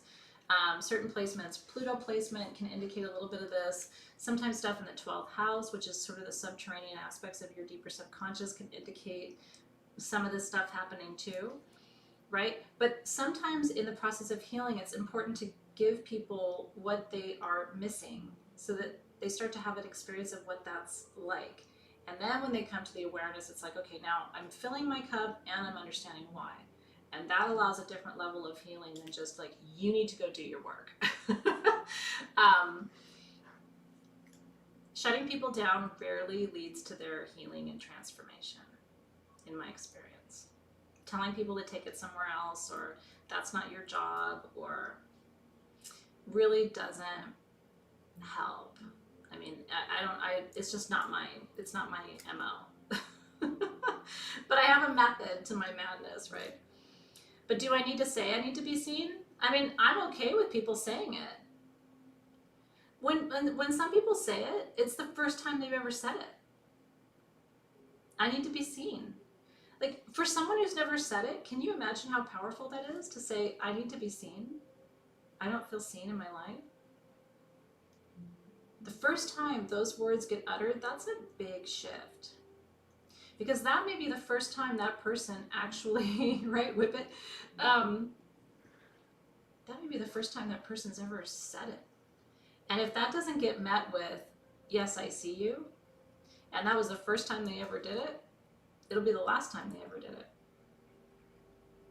Because it's like a baby learning to walk. You know what I mean? Like, and you don't know. You don't know if it's the first time they've ever said it or the 60th time they've ever said it. And so are you going to be the one to go do your work? You know what I mean? No, you got to be tender, right? It's important. Let's see. Yeah.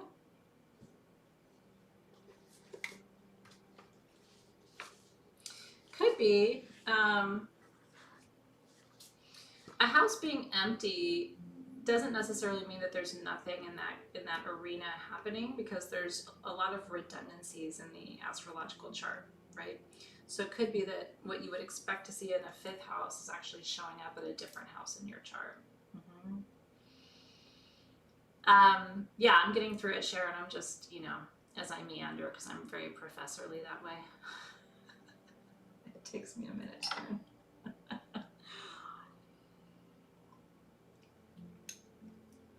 Yeah, I agree. Christy said, you absolutely do have to see yourself, or learn to and be okay with not always being seen. It's true. You're not always going to be seen, and you can't always see yourself. But I also think it's really important to know and trust that you have a place in this world. And you have to remember, what people say sometimes, there's something else underneath it. When people say, do you see me? I don't feel seen. A lot of times what's underneath that is, am I worthy of being here? It's a bigger issue, in my experience. And it becomes sort of a call to action. You know, it's an authorization to be seen. And sometimes you need almost some inspiration or a little bit of mirroring or reflecting to be like, and now I can do this for myself, you know? But usually underneath, I don't feel seen, is I don't feel worthy. And that usually is something, and you have to know that under all of that is usually something ages 0 to 5, right? Because if there's a worthiness issue there, we learn our worth before we turn 6 years old. I mean, and that's just early childhood development, right? We learn who we are and we learn right and wrong before 6 years old. So we learn who we are and whether we're worthy or not not long after we can talk, right? Before, usually we leave the house and really interact with other humans. So if someone didn't learn their worthiness before the age of 6, then they are on a wandering path, therefore, after that, to find their worthiness. And they're going to look externally, because what they learned, consciously or subconsciously, is they're not going to find it internally. And so then the quest begins and it's externalized. And so at some point, right, that quest has to turn back inward. At some point they have to learn, oh, I am the only one who can see me. And they may learn it at 30, they may learn it at 40, they may learn it at 60, right? At some point that process has to come inward again. But that transformation is usually the process of some work and interacting with other people and starting to see something good being mirrored back to you, as opposed to just more affirmation that you're not worthy, right? It's huge. It's really, really huge. And I was so mindful of that raising kids, right? Because it's like, I was just really mindful of them, especially 0 to 6. Like, you're worthy, you belong here, you're loved, you have a home base, you have people who are in it to win it, you know, you're never going to be alone, you always have support. And it's, most of that isn't even expressed in words, right? So,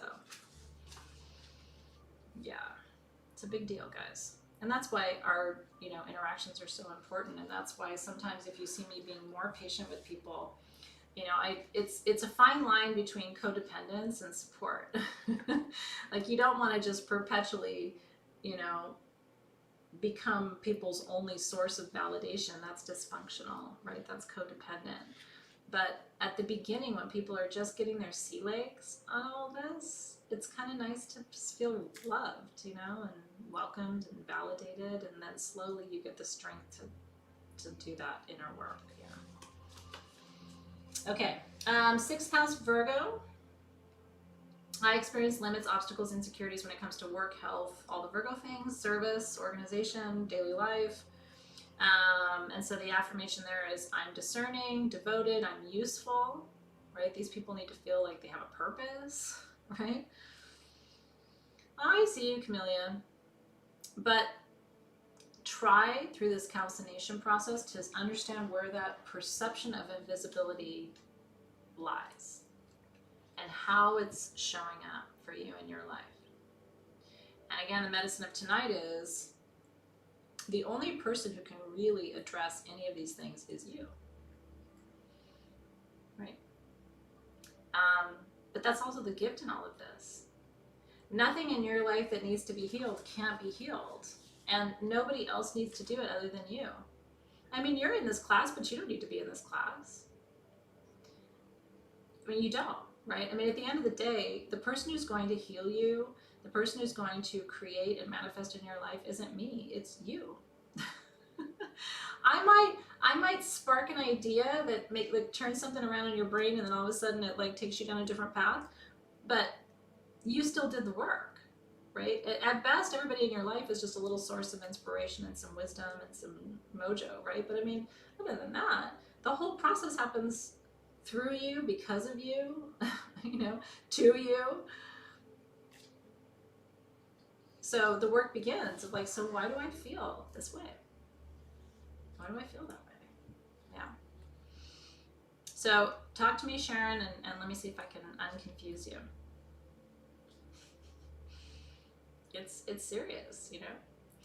Well, thank you for that. I like being a catalyst, but I definitely am one of those people, it's like, don't, you know, I take no credit. Like, this is all you, right? What if in your Saturn return right now? May the force be with you.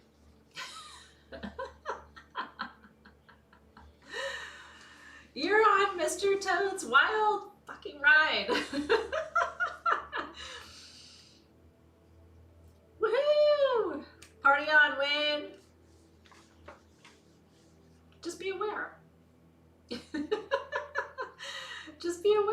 best of it and try not to make bad life choices. That's true.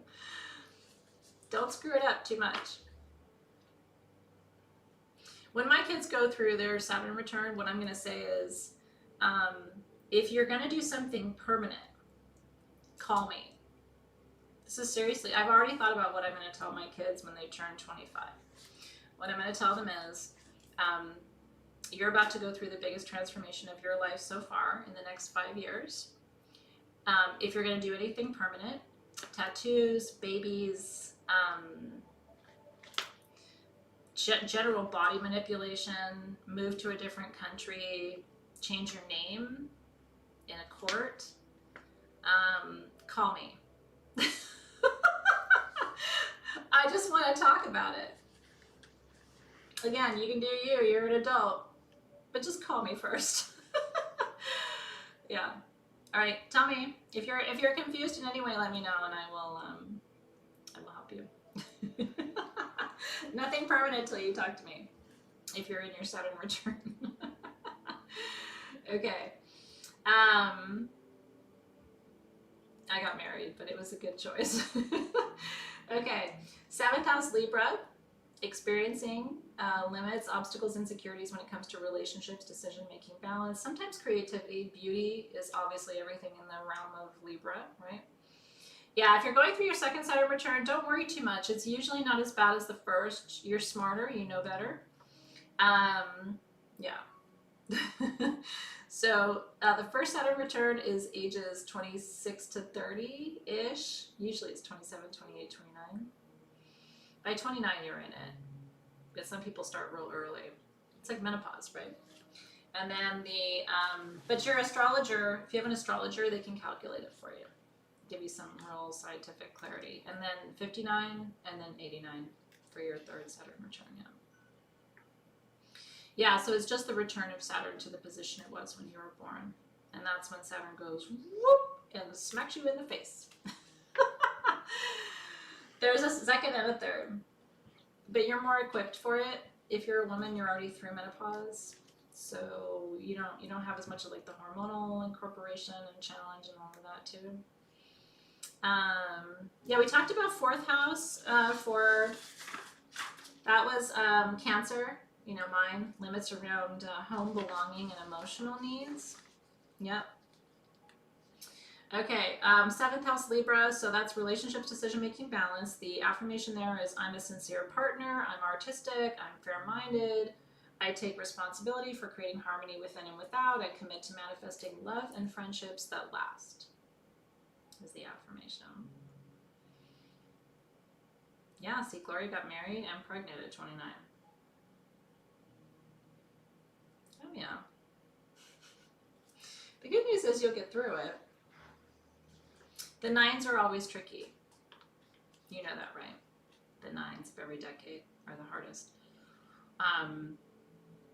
Rates of suicide tend to go up at the 9s, 19, 29, 39, 49, 59, 69. I don't think it's a Saturn thing. I think it's a cycle thing. So, you know, just watch yourself at the 9s. I know that if you're at a low point, it usually picks up after the 9. You know, anyway, there's usually a wave cycle that happens. Yeah. You didn't like your 30s? Yeah, I don't know. Usually it's a little bit of a rebound from, yeah. Okay. 8th house Scorpio. I experience limits, obstacles, and insecurities when it comes to power, trust, emotional, sexual intimacy, and all of my deepest desires. There's a barrel of monkeys. Oh, more on the 6th house. I don't think I did the affirmation there. Oh no, I did. Discerning, devoted, useful. It's the Virgo stuff, right? So with the 6th house, what happens is you experience limits around that. Around your service, around your work, around your profession, around your career track, right? Your advancement in your career. These are the places where you get bottlenecked by Saturn when you have Saturn in the 6th house. Is that helpful? And again, nothing that can't be overcome. It's really just about, you know, becoming more aware that this could be a potential pattern for you, and then how do you set forth to overcome it, right? Yeah. Now the Scorpio is intense. They experience challenges, limits, obstacles, and insecurities in all of the areas, including sex. And these challenges help me confront things hidden in my psyche, strengthen my emotional resilience. I need to be serious about giving myself permission to get to the truth, even when it's uncomfortable. So the affirmation is, I'm empowered, I'm loyal, and I can see into the soul. I take responsibility for my whole self, shadow and light. People with Saturn in Scorpio, shadow work's very important for you. Because a lot of the internal rejection that I've noticed with this particular profile is that a lot of it is subconscious, and there's stuff in kind of the deep recesses of their psyche and their heart and their mind that even they kind of have trouble tracking and really exploring and coming to terms with it. So this is a big profile, the Saturn in Scorpio, or this house placement. And if you have both, this is really about you. I mean, calcination is going to be your jam, right? This is, if there's anybody who needs to calcinate in the alchemical process, it is this profile. So if you're 6th house in Pisces, what you want to do is look at 6th house, and then you want to look at Pisces, right? And we'll get to Pisces in just a minute, because Pisces is 12th house. So what that means is 6th and 12th house both apply to you. You gotta look at both. Right? No, we did Libra. That was the one right before it. Relationships, decision-making, balance, beauty, creativity. Remember that? And the affirmation was about being a sincere partner, being artistic, and being fair-minded, because balance and fair-mindedness is always with Libra. So we did that one right before. So the next one is 9th house Sag, right? So I can experience limits when it comes to, and this is my 9th house, confidence, aspirations, beliefs, anything foreign or unknown, right? Because that 9th house is all about what's beyond your door, right? The boundaries outside of you. And so the affirmation is, I'm wise in knowledge and experience, and I can see the big picture. These are people who second guess their knowledge. This is totally why I got a PhD. I'm not kidding. I asked, when I was a freshman in college, in community college, I asked my first professor, what's the highest degree I can get in this field? And she said PhD. And I said, okay, I'm gonna get one. And I literally didn't stop till I did. And now I don't use it. But I wanted to have the highest degree in my field so that nobody could question my wisdom, which of course doesn't mean that nobody can question your wisdom, but it's a total Saturn in the 9th house kind of BS thing to do. And remember, Saturn's all about your BS, calling you on it. So these are people who can get a little bit self-conscious about, like, do I know enough? Am I smart enough? Do I have enough information? Like, these are people who, like, want to have all their ducks in a row before they go into a meeting, or they get really nervous. You know what I mean? And it's like, chill out, man. You know what I mean? Like I'm the kind of person, I prepare, and then I prepare, and then I over-prepare, and I prepare. And for what? I'd probably do just as good a job if I didn't over-prepare, right? Saturn, Scorpio in the 8th house, are you screwed? No. You're just intense. It's okay. Yeah. So chill out, right? You're good, you've got it. 10th house, Capricorn. Now you gotta remember, Capricorn is ruled by Saturn. So 10th house Capricorn, any 10th house Capricorns here? This is about career, public identity, responsibility, leadership, and authority. These people have, like, authority issues, boss issues. You know, are they the boss? Do they need to be the boss? Am I powerful enough? Am I, right? Am I leading enough? Am I strong enough? And it's like, geez Louise, right? I'm pretty sure this is Dave's placement. Is this yours? Yeah.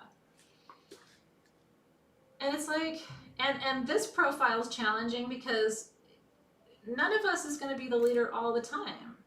So these people like set themselves up for failure. You can't lead everything. You don't want to lead everything. I mean, who wants to do that? Right? So Saturn in Cancer. I don't want to be the leader. You be the leader. um, now 10th house is an important house. My sun is in the 10th house. If your sun is in the 10th house, that is a high leadership position. That is a public leadership position. Usually indicates you'll be either online or on television or something in front of people visually. So when I see people with sun in the 10th house, it's like, are you on TV or are you online? So if you have sun in the 10th house and this placement, that's a real pressure profile. That is somebody who feels like they're never leading enough, and yet they feel like it's their entire reason for being. That could cause a real identity crisis, right? So that's 10th house Capricorn. So then you need to remind yourself, I'm accountable enough, I'm ambitious enough, I'm a natural leader, like all those things, I'm doing enough, right? I'm respectable, I don't have to earn my respect, I already have my respect, right? On the stage, as it were, that's right, Daniel. 11th house Aquarius is, remember, Aquarians are all about global service, right? Service to the collective. So this is limits, obstacles, insecurities around community, sometimes technology, authenticity, paradigm shifts. You know, this whole time in our history right now in this age of Aquarius is all about this, right? It's like, so what's the next wave look like? What's the next way of doing business look like? What is the next way of doing school look like, right? Like we're reevaluating all of our systems and processes and stuff. Yeah, this is all from the natal chart, Jenny Forseth. It sure is. Yeah. So if you have Saturn in that placement in the 11th house, you experience your boundaries and your limits and your challenges around doing things differently, and you can get pretty frustrated. This is a frustrating profile unless you feel like you're leading the charge. If you're an entrepreneur and you have this profile, then I think this is like you've got room to run, because then it's just like you could create your own new model or all of those things, right? So then the affirmation is, I'm strong-minded, I'm independent, I can see the shape of the future, I can have an impact on the future. I would even modify that affirmation to include that. I take responsibility for my part in the whole, my part of the community, right? I'm here to serve the community, because this position with Saturn and Aquarius does best when it's serving others. That's where a really deep level of fulfillment comes from. And you're going to feel less resentful and hemmed in if you feel like you have a way to serve the collective. Yeah. Ashley has a question. Let me know your question. Or is that you? Okay. And then 12th house Pisces. The other thing with 11th house Aquarius people I should add is there's a real desire to find your kind in this profile. Not that everybody is looking for their kind, but there's a real desire to find your people. Almost like, it kind of reminds me of like when I have my fantasies about living in my later years on like a commune. That reminds me of like Saturn and Aquarius, right? Like imagining creating a whole new way of living and finding your people to do that with. So that can be part of that profile too. And then 12th house Pisces experiences limits, obstacles, and insecurities when it comes to imagination. Remember, Pisces is Peter Pan, right? Spirituality, faith, vision, psychic gifts. Pisces are nothing if they're not intuitive, right? They're very smart. Pisces will size you up. Zoe is a real good reader of people, for better or worse. And so this is about something bigger than them. And they can get very depressed. You know, every Saturn profile can lead to depression if some of these basic conditions aren't met.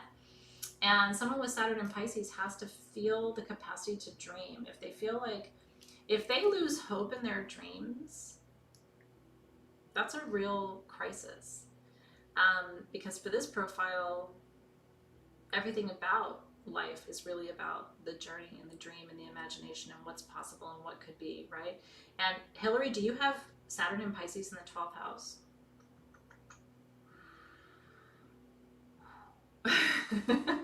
What's that like? Right?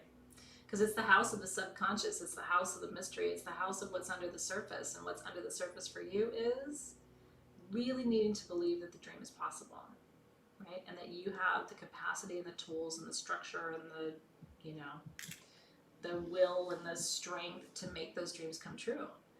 So this is a real tender profile to nurture. Interesting, isn't it?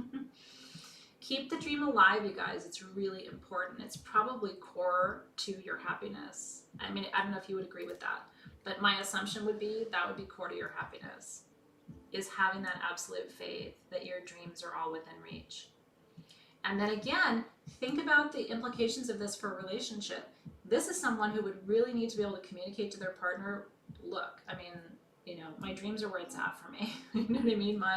My imagination, my capacity to dream into a bigger vision, something beyond me, is everything to me, right? So you would need a partner to really understand that, to be able to meet you there and support you and encourage those visions and dreams and have faith in all of that. It's so important. So the affirmation there is, I'm compassionate, connected, divinely inspired. I take responsibility for my dreams, and I commit to manifesting heaven on earth. Whatever that means. For me, that would mean donut stores that are drive-through where all the donuts are free.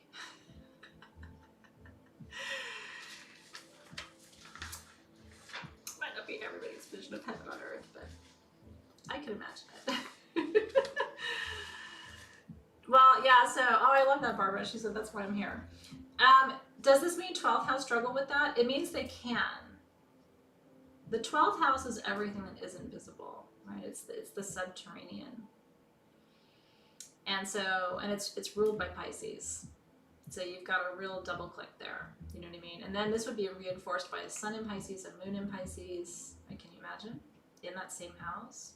So this is how you start to see that astrology is this science really of looking at dependencies and synergies between placements across the natal chart, right?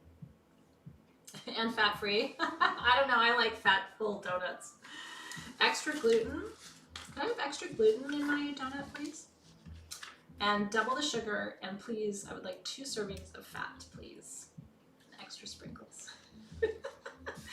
I have a recipe for making donuts in the air fryer. I haven't done it yet, but that's my next adventure. It's not going to help with my weight loss plans. No, we did Capricorn. Capricorn was... We talked about this actually because Saturn is ruled by Capricorn. Do you remember that? It is...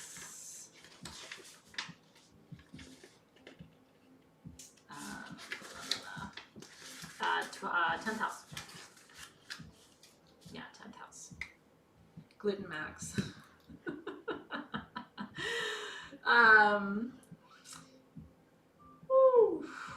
So, if it's okay, I'd like to take about 10 more minutes because I really want to get into some of these questions on pages 7 and 8, and then I'll let you go. I feel like a college professor when I say that. But it's really important. I don't think gluten is great for anybody, honestly, but I sure like the taste of it. I really do. Okay. Help. So let us know where you're having help. Alexis can help you too with your questions. Yeah, so Kitty, just let me know. So, and I know you guys have a lot of questions about astrology in general, and I'm not ignoring them, but I can't get to all of them tonight. It's this class would literally become 6 hours, so I can only give you just the nuggets I'm giving you tonight. I know it's like kind of leaving you on the edge of your seat, but what I would encourage is continue your study, and I would actually really encourage a lot of you to consider working with an astrologer to have your chart interpreted. We have an incredible astrologer at Sage Goddess who's in-house, and she does that, but I think she would probably be overrun if I was to send everybody to her. So, but it's really worth the investment to have somebody sit with you and dissect your natal chart. It takes 2 to 3 hours the first time you ever do it because there's so much in your chart, which is why I'm saying in our 2-hour class, it's really hard to get into the mechanics of each individual chart because there's so much that it would take a single astrologer probably 2 hours to prep your reading and then 2 to 3 hours to do your reading. So just to give you a baseline on your natal chart for a good astrologer is 5 to 6 hours. I know. So, well, yeah, Google is your friend here. I mean, a lot of it's accurate, some of it's not, but most of it's pretty good what you're going to find. And I will ask our powerhouse astrologer if she's open to doing consultations, but I think she might politely decline because she's got a huge client base, and there's one of her and a lot of you. But I can ask. So big rabbit hole, okay? Let's see. Does a person change, hold on, does a person change if a serious brain injury happens and their body is altered, do they stay the same? That is a fantastic question. And the answer is people debate it. There are what's called walk-ins. You know, when people have near-death experiences, they say that the soul can actually, that's an opportunity for the soul to leave and a new soul to come in to operate the vehicle for the rest of the journey. Yeah, it's true. There are a lot of good people in Soul Shift too.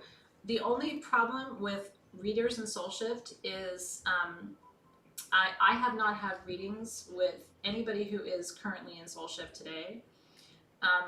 Partly because I don't let people read for me, and also because I don't want to be unfair.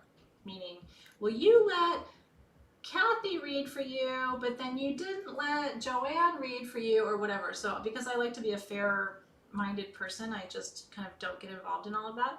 But that also means that I can't tell you about someone's gifts or skills or you know, accurately vouch for them.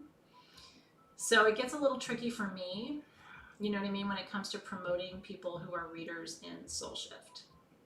Having said that, let me and Alexis put our heads together and think about a good way for you guys to info share. The only challenge is what I'm saying is if you had a bad experience, I can't be responsible for it, and I don't know enough about the gift and skill level of people in the group to be able to accurately say, you all should go to Kathy. Does that make sense? I've kept clean relationship in our group by not being biased. It's really been something I think is a secret to my success, because I'm genuinely not biased in terms of people in our group. So walk-ins, yeah, Google walk-ins. Now I will say the people who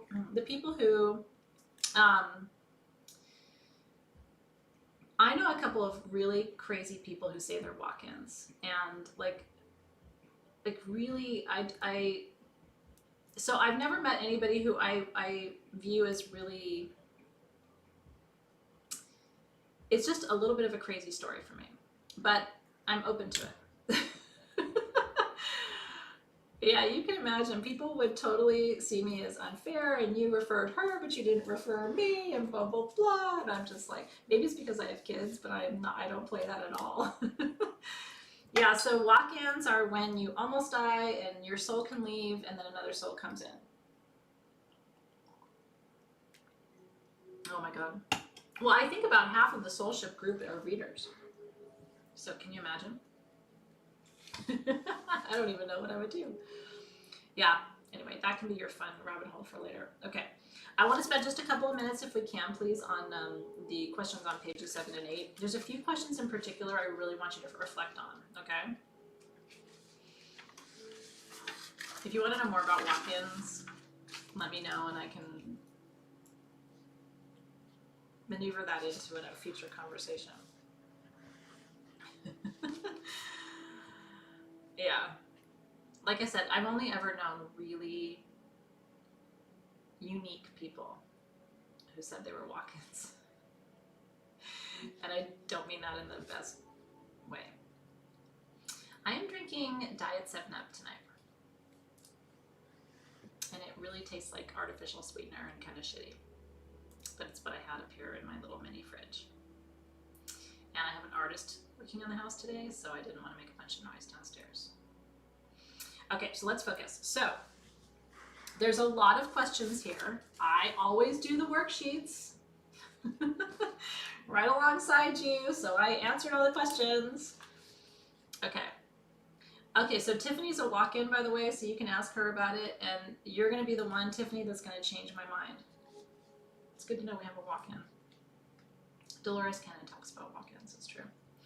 Okay. Behaviors and beliefs related to change. Those to me are not the big landmark questions, but they're important to take a look at. Behaviors and beliefs related to relationships, which is this second section here. Look at the second question or statement, okay? Spike it with vodka, not while I'm teaching. Yeah, that might end up getting weird. I have to watch it with the live gym sales because I get a little tipsy sometimes. And anyway, so the second point down says, you complain about and judge others for the very things you need to change yourself. I wrote, ha ha, called out. I totally complain about and judge other people for the very things I need to change myself. I mean, if I'm being honest, right?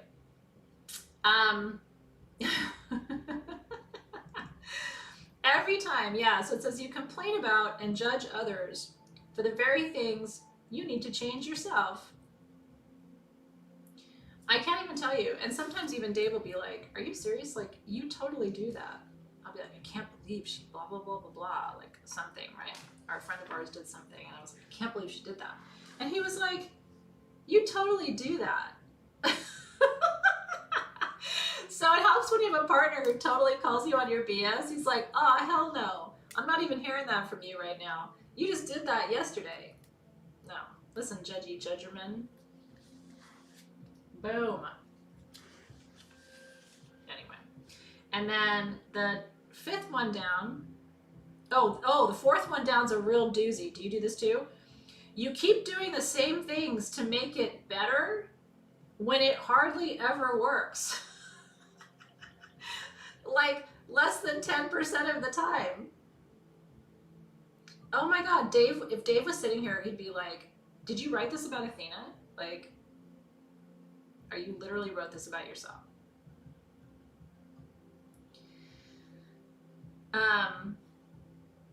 No, I'm gonna keep doing it because it's making it better. Except it's totally not doing anything. So I do that too. And then the next one down, you don't listen to or acknowledge valid feedback from others about yourself. You ignore it or get defensive when it's true and could help you improve. I don't do this as much anymore. I've gotten a lot better about this. I'm actually really good at taking feedback at this point.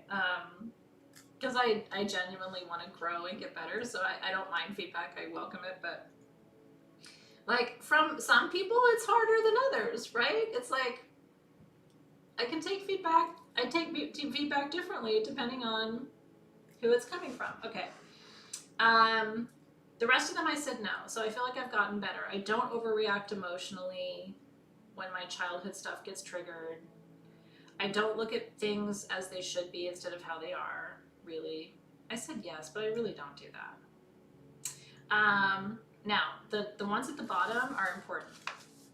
Totally called out, right? Well, I mean, at least we can admit it.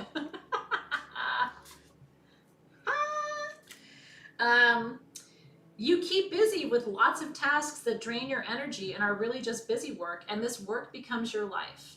This is a real cautionary tale. If you end up just doing nothing but little tiny things that are draining you, that can actually become your life. And so you got to watch out for that and make sure that you make time for what really matters. The next one down is a big one I've noticed on Facebook and in communities, but it's not my issue. But it's good to look at if it is your issue. You complain about not having enough money or resources, but you don't do anything to become more financially responsible.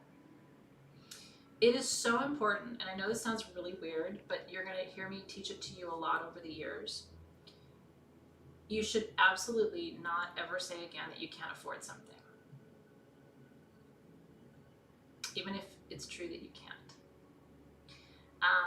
What you should say is, I'm choosing not to buy that right now, or I'm choosing not to use my resources in that way. I'm choosing to use my resources in a different way. But the words, I can't afford that, I don't have enough, oh, I wish, but that's never going to happen for me, those kind of things should, like, you should literally feel me with a needle and thread, zipping it up.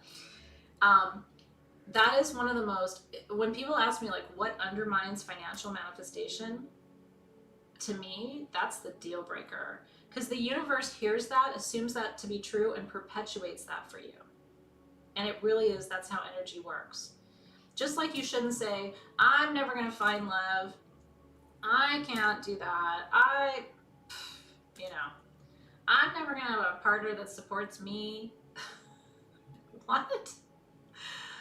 Control, Alt, delete. I'm actually really serious. And you should coach people too. I hear it 100 times a day from people. Like when I'm live, people would say, oh, I would love to have that stone, but I can't afford it. It's a different statement to say, I'm not using my money to buy that today. I'm using my money to buy food, or to pay my rent, or I'm using my money in a different way. Instead of, I can't do that. It is a powerful shift, and it will change the way you have a relationship with money. And I don't come from money. Like, I don't, you know what I mean? I mean, I come from the opposite. So I really had to learn to overcome this too, because my whole life growing up, it was, we can't afford that. You know, we don't have that. I mean, my whole life, right? So if you've been in that mindset too, then it gets comfortable for you. But I also pay attention. Like sometimes I see you guys do it and I'm like, but they know better. You should not say that. And then the last one's important too, but let's go to the last page, page 8.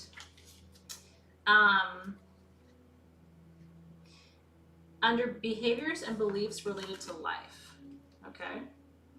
It's a big deal, that money thing. It's so true. I know.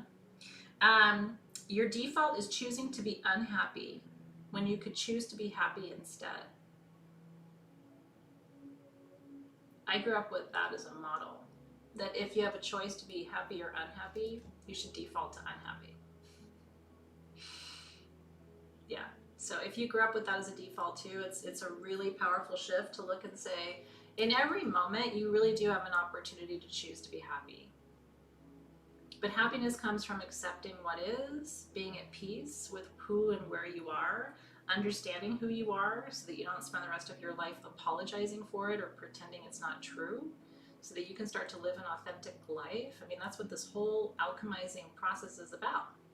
It's about calling you on your BS, getting you to call you on your BS, understanding why you have your BS, because you have some of these patterns and these proclivities that are sort of pre-baked into your program, right? And then how do you shift the program? How do you adjust the terms of the contract, right? To adopt a different perspective, and then it just becomes habit. I used to say all the time, I can't afford that. I don't remember the last time I said it, and it's not because I can afford whatever I want. I just have coached myself out of it. You know, I can't remember the last time I really thought to myself, like, you know, that it's weird to be happy. I think it's positive and perfect to be happy, but for a long time it was like, yeah, but not everybody's happy. People aren't happy. That's not real, you know? So you have to choose your default really intentionally in this life. You have to really choose your default and keep choosing it until it becomes a habit for you. And then you'll see the patterns of your life really begin to shift. Number 2 on that list is a huge one for a lot of you. You never forget something bad that happened in the past, and you won't go down that path again. For example, you made an unwise choice in love in the past, and now you don't trust yourself to love again. Or you took a risk starting a business that failed, and now you won't create the startup that you're dreaming of. Right? So one bad choice does not equal a lifetime of bad choices. And then you make life hard. Even if there's an easy way, you choose the difficult route and view. I was like that too, right? Because I was always taught if you want something great, you're gonna have to really work for it. Nothing good comes easy. So if I wasn't really working hard, I wasn't doing a good job, right? And so again, it's about this is all Saturn's influence, by the way. Could be how you were raised, could be the placement of Saturn, it could be all of the above, right? Could be genetics, right? It could be your just, you know, your absolute ancestral inheritance from generations of really all of this being deeply ingrained for lots of different reasons, right? That's a big one for a lot of us. And then the last one is the last one I wanted to have you look at, which is you look at life as though it's happening to you and you're the victim. There's always something negative to talk about, and you're quick to dwell on it and talk about it. Again, I was exposed to a lot of this when I was young. You know what I mean? It was like just like drama hotline. And drama can be very addictive, and sometimes it's more interesting than the non-drama, so we tend to kind of like coagulate around it. But drama is very sticky. It has a magnetic resonance, and it tends to attract more of itself. So what I found is if I see even a pocket of negativity or drama, I literally am 180 and away from it, because it's going to attract more to it. It tends to magnify itself. Versus if you completely remove yourself from it, drama needs a host, right? It needs people to hold it and discuss it and perpetuate it. All negative energy does. It needs a host. It can't perpetuate itself. And so if all of the hosts stay away, all of a sudden the drama dissipates. So, and I'm even teaching my kids this as preteens, you know what I mean? Because they're like, well, how do I stay out of drama? And it's like, you make a 180 and you go in the opposite direction. Drama needs a host, and it's sticky. And so if you stand there, it will stick to you, and it will keep surviving because you're hosting it. And if you're hosting it, you're as guilty as the person who started it. 180 and out, right? Leave that sticky shit on the floor, right? So I think finding happiness is not a matter of sticking your head in the sand, but it is a matter of using discernment in terms of what you're going to pay attention to. We pay attention. As much as we pay $1 for a pack of gum, we pay when we pay attention to something. We give it life and money and energy and resources and fuel, you know what I mean? And so if you really want to have a happier, more peaceful life, become aware of who you are, let go of what isn't you authentically, and then commit to shifting some of these paradigms so that you move more in alignment with a life that really is peaceful, you know, and this is the roadmap for it. Yeah, Rochelle said, I feel like at work the drama comes in, but at home I won't make space for it. And if you have to have drama at work, I mean, I'm so lucky because SG is not a drama place. It really isn't. Our communities can be sometimes, but SG itself is not a drama place. But so I don't really have drama, like work drama, and our communities are pretty peaceful, so I don't really have that much drama in my life. But when I see it, I'm really repelled by it. But there was a time in my life where I found it interesting and was kind of attracted to it, right? If I'm honest. So it's like, oh no, tell me the tea, right? Versus now I'm like, you drink your own damn tea. I don't want to know. I don't want to hear about it from you. I don't want to hear about it from her. I'm a blah, blah, blah, blah, blah, right? How many years do you have on this planet? I hope you have a lot. But it's never going to be as much as you want. You want to waste your time on that? The only regret I have in my life is that I have used some of my time to worry about shit that never happened. And I've used some of my time to indulge drama that was absolute BS. And I wish that I hadn't. That's actually one of the only regrets I have, was any time I wasted in this magnificent voyage on drama or BS. And you can't get it back. So don't do that. But you will find, the more you do this work, the more you will find that it isn't even a choice anymore. Because you're going to be shifting your vibration and raising your vibration. Drama's only sticky at the lower vibrations. It really isn't that sticky at the higher vibrational level. It's almost repelled by it. So the more you sort of move in alignment with this and you make it very conscious, you know what I mean, to do that, the more you're going to find this becomes a habit, and then it's even more than a habit. It's what's even allowed to be attracted to you, because you're not going to be vibrating in alignment with all the other stuff. It's true. No worries. My aunt used to say, if you worry, don't pray, and if you pray, don't worry. And because I'm very prayerful, I pray about everything, I always remember her saying that. If you pray, don't worry, and if you worry, don't pray. Because if you're worrying, what you're basically saying is you don't believe in a higher power who's looking out for you. So what's the point? It's a little tough love, but it's actually really accurate when you think about it. Makes sense, doesn't it? No drama. So Candy's asking a great question. How do you figure out the starseed and root civilization for the last part of your worksheets? We didn't go over those tonight, but I would like you to fill them in, which is this one.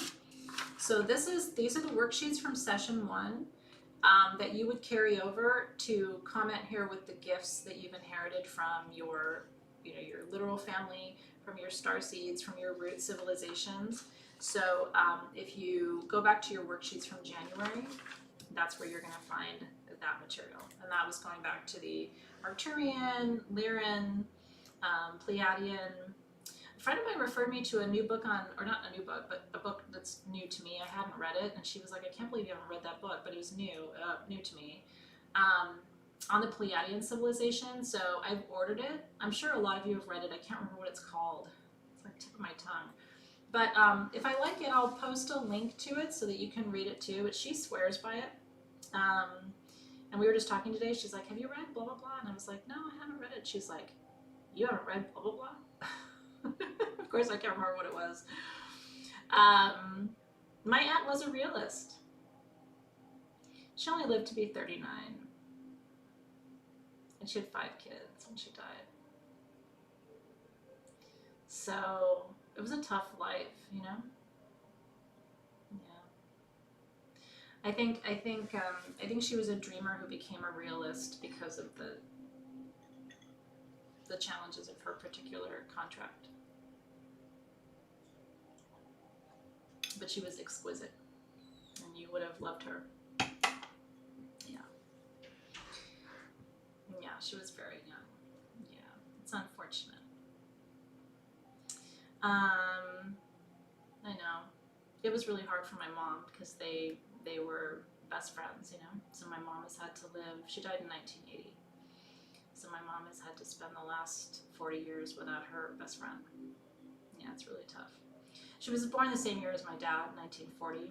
So every time my dad has a big birthday, like last year my dad turned 80. It was really hard for our family because my aunt would have been 80. And she was a child when she died, you know? All right.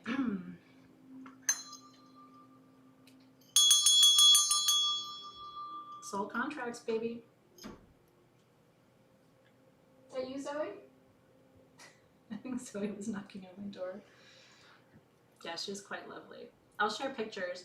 I don't know if you're curious, but I just found a huge file of all of our family pictures that I haven't seen in forever, so I was going to upload some. So if you'd like to see some of my family, I can always post in the Facebook group some of the pictures so you can see. You know, it's kind of cool to see my mom when she was young and my aunt, and yeah, interesting path, isn't it? Well, I'm so grateful for you guys. I hope you enjoyed class tonight. It was a big meal, but you digested it beautifully. The music playing in the background, by the way, is Epidemic Sound. It's an app that I found with non-trademarked music, so I can play it during class, which I love because I always have music playing. Dave and I just have music on in the house, literally even when we're sleeping. So it's a great app if you are looking for kind of like soothing, relaxing music that you can leave on 24/7. It's a real good one. Her name is Joyce. Joyce. Yeah. I don't know why I'm lingering. I don't want to go yet. I wish class could keep going, but I know I've already kept you so long, and I've kept Alexis half an hour over her time too. So tomorrow we have new moon at 6 p.m. We have something else too in the middle of the day, don't we? Yeah, we have intuitive readings. No, we have, hold on. That was today.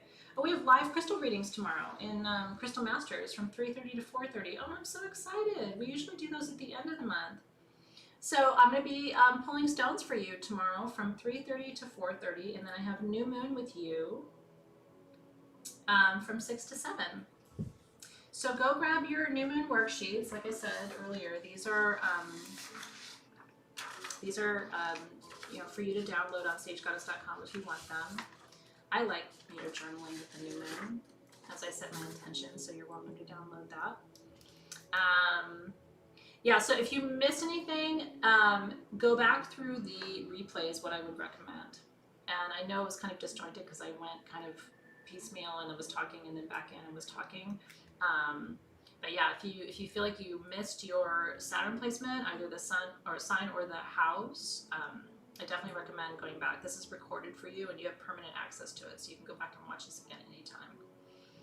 Are you excited for the new moon? It's a new moon in Aquarius. What's not to be excited about? Shake things up a little bit. I'm ready for it. We've got no eclipse activity. Smooth sailing right through that next new moon. I'm excited. So, okay, so please come join me in Crystal Masters. I'll be in your Facebook group tomorrow at 3:30 p.m. Pacific time if you can. And then would love to have you at new moon as well tomorrow night from 6 to 7 p.m. And that's what I got for you tonight. Thank you so much for being here. I love you too. Thank you so much. I just, I enjoy every single minute I get to spend with you guys, truly. It's the great joy of my life to teach you. It's the thing I look forward to most all week. And now I will miss you until I get to see you again next Wednesday. So, but we have so much fun. I get to teach you about shungite. We're going to do a lot of clearing. I'm teaching you different techniques for clearing energy next week during Crystal Masters. So I can't wait. I get to teach you about the symbols of alchemy. We're going to have a whole conversation about magical symbols and the Philosopher's Stone. So there's all kinds of really fun alchemical instruction coming next week in Crystal Masters too. So we've got a lot of work to do this month. I can't wait for it. So have a great rest of your evening, everybody. Know that you're loved, and I see you. And I will see you again tomorrow.